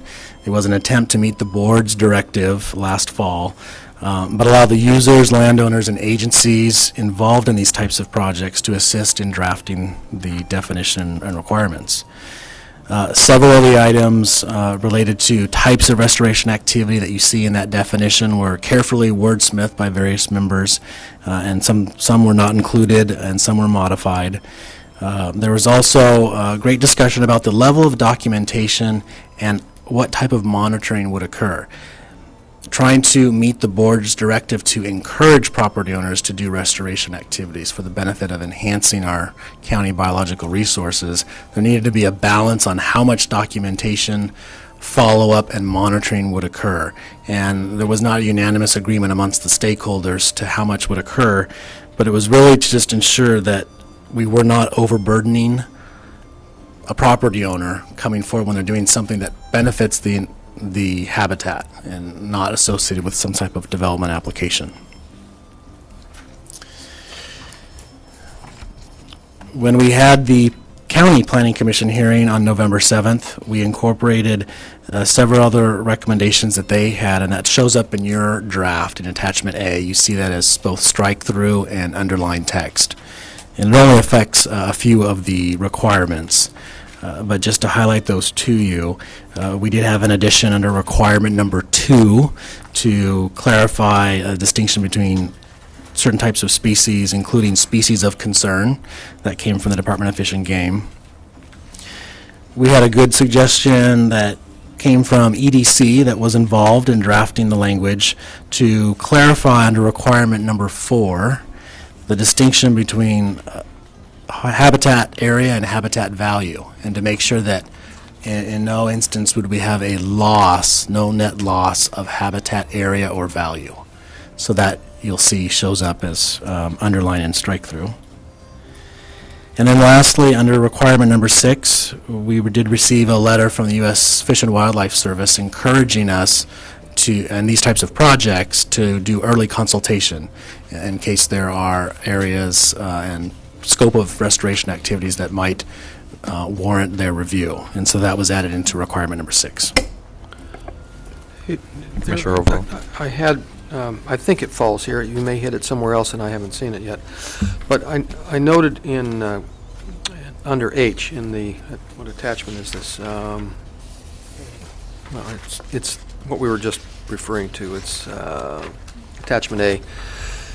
And it occurs in the text of the description about the word native biological resources, and the term native has been stricken through. Can you elaborate on what the thinking was there? Right. That, thank you.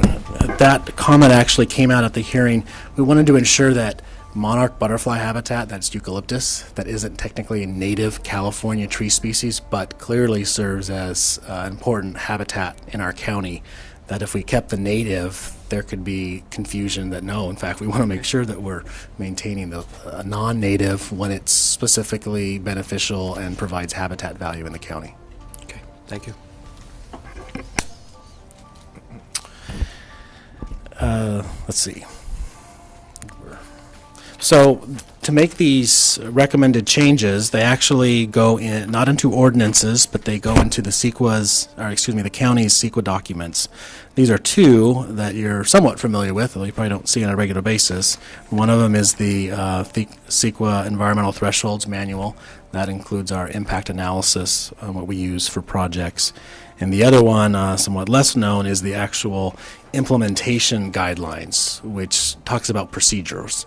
And both of those would have these amendments that show up in your attachments A and B, respectively.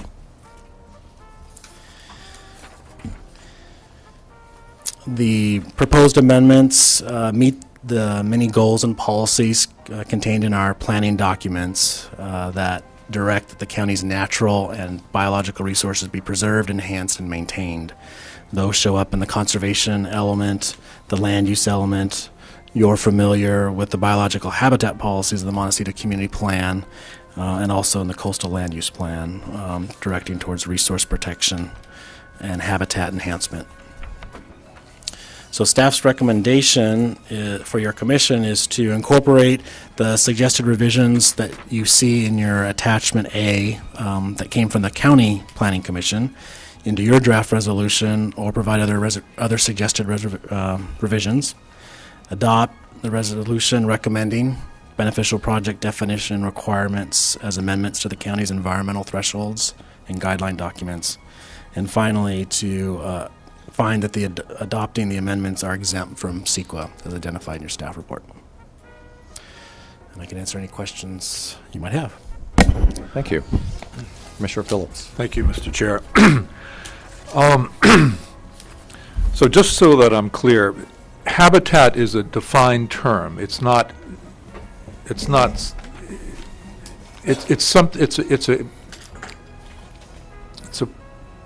land that's under the control of the county because of its unique ecological ness. Front lawn is not. No. So it's already designated a protected habitat. No. So I have a habitat under some definition, and it's not subject to county control, and I want to enhance it or change it. I need a permit to do that? In some instances, depending on what level of activity, clearance, tree removal, grading, things that might occur in that area on your property would be subject to a permit and environmental review. Mr. Chair, maybe I could repeat something that Mr. Ward said before, and that is, we aren't proposing, and this change or this clarification does not change permit requirements, nor does it change the requirement for CEQA review. It simply is clarification as to how, if a permit is already required or if CEQA review is already required, how that will be conducted in terms of mitigation and replacement. So it doesn't change any of the permit requirements. Some restoration projects require permits, many others do not. And so this change will only be implicated in the context of a CEQA document or a permit requirement. Why would that I already want? exists. Why would I want to enhance the habitat? Because I'm a good steward of the land. Yes. Sure. Mm-hmm. There are other secondary items, erosion control. We often see, and many of the other agencies that actually participate in the stakeholder group see those types of projects where there's secondary benefits as well to doing the restoration activity. So it serves really dual purposes, and we want to encourage that. So, and Mr. Chair and Commissioner Phillips, some of these projects are done by agencies whose primary goal is to restore habitat, or one of their primary goals is to restore habitat. So there are agencies out there like the Land Trust that acquire land or acquire easements on land to do public improvements to property, to open them up for public visitation, that acquire properties for habitat restoration. Mhm. That's just what they do. Private property owners may do them for lots of reasons. There may be state funds or federal funds available to do certain types of projects. They may have a creek that they want to enhance because, 50 years ago, all of the riparian vegetation was removed, and it's to their personal benefit, and they may feel better having restoration. So there are lots and lots of different motivations, I think, for people to Would do anyone that project. attempt to enhance the habitat, knowing that the 3-to-1 is gone and I can do 1-to-1 with an 80% positive result, therefore 20% failure, and then come in later during a land use application, say, I have a degraded habitat, so now I have more building opportunities. Has anyone raised that possibility, or would that ever happen? The scope of that development permit application would analyze what's on the ground in that location if they were proposing development. But it'd really be at that time and what's the state of the habitat. And we often have projects where if there's a nexus tied to that development application, restoration is also occurring. That occurs often. Okay. Mr. Chair and Commissioner Phillips, maybe I'm understanding your question a little bit differently, but what I understood your question to be was, would somebody use this to somehow gain an advantage in a subsequent development? There's a lot of frustration permitting. About this issue, you know that. Yes.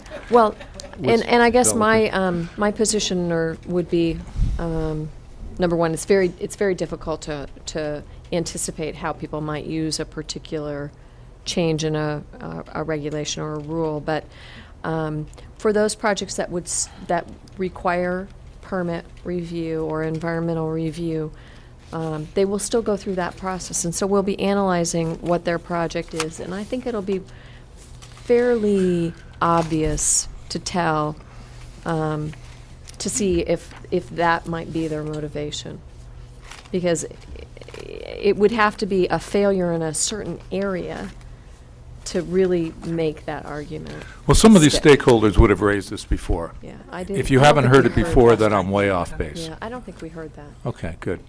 All right, thanks. Mr. Chair, Commissioner Phillips, I just wanted to add a little bit to what Mr. Ward and Ms. Black have mentioned about the nature of these changes. They're mainly guidance to staff and P&D to help in two things. One is encourage restoration of habitat in Santa Barbara County. Two, they're also intended to help staff at P&D understand and implement better the California Environmental Quality Act. CEQA, in many provisions and also in a lot of the case law, encourages agencies to make their CEQA processes more efficient and focus on the significant adverse impacts of agency actions. So what this does is it does, as Ms. Black and Mr. Ward mentioned, it does not change CEQA at all. We can't do that, of course. What it does is it helps the planner identify where CEQA allows or even encourages us to reduce environmental review of projects that don't have significant adverse impacts. So it just brings up and says, planner, this may be a project that is considered under an exemption under CEQA for regulatory enhancement of natural resources. So it just provides another tool, some more guidance to help implement the intent of state law. Commissioner Burrows. Thank you. Following up on that, CEQA is a state law, and it must be then, and I didn't understand this, that CEQA grants to the counties certain ways in which they can develop their own guidelines to implement the CEQA requirements. And then do the guidelines that we would, if we should vote to approve this and it goes forward to the Board of Supervisors, then does the state have to approve our guideline changes? Mr. Chairman, Commissioner Burrows, no. The statute does call for each agency to establish procedures for implementation of CEQA. Those procedures do not have to be approved by the state government, either the Resources Agency or the Office of Planning and Research. The procedures are procedures that the county should follow in this instance, but our procedures can't amend CEQA. So CEQA still has basically the mandatory requirements of what we have to do. Our procedures, again, help explain to the public and to our staff how we're viewing them and how we're implementing them. And in this instance, we've had quite a bit of public involvement so that people understand how we're perhaps changing our view slightly or just developing our viewpoint of how CEQA should operate here in Santa Barbara County. Did you have public access during the process? Was the public invited to participate in the process beyond the stakeholders? Well, Yes, through this hearing process and with the county PC, that was publicly noticed. The stakeholders group was about 30 to 35 people on the email distribution list that all participated. Director Black. Mr. Chair, for those of you, and I think 3 of you were sitting with the commission when we came forward with changes to the CEQA guidelines about 2 years ago to address environmental impact reports. This is sort of in that nature where it's instructive as to how we implement CEQA. It doesn't change CEQA, but how we actually implement how you look it. at So it's that document and then the thresholds document that you're a bit more familiar with that we're modifying today. Commissioner Gottstanger. Thank you, Chairman Barrick. I think if there's no other questions or concerns from the Commission, I'd like to make a motion to approve staff's recommendations on this project. Please proceed, unless I don't see anything. Please make a I motion. will second that motion along with a well done. Motion and second. All in favor say aye. Opposed, no. Aye. Aye. Motion carries unanimously. Good job. Thank you, Mr. Chair. Just Very nice. since there might be people listening, this was initially scheduled to go to the board next week on December 4th. It has been continued. They have an overly ambitious agenda, and so they've continued it to January 8th. Thank you. Thank you. That concludes the last item on our agenda. I don't think we have anything else unless there's something you see for us. Not seeing so. We're adjourned.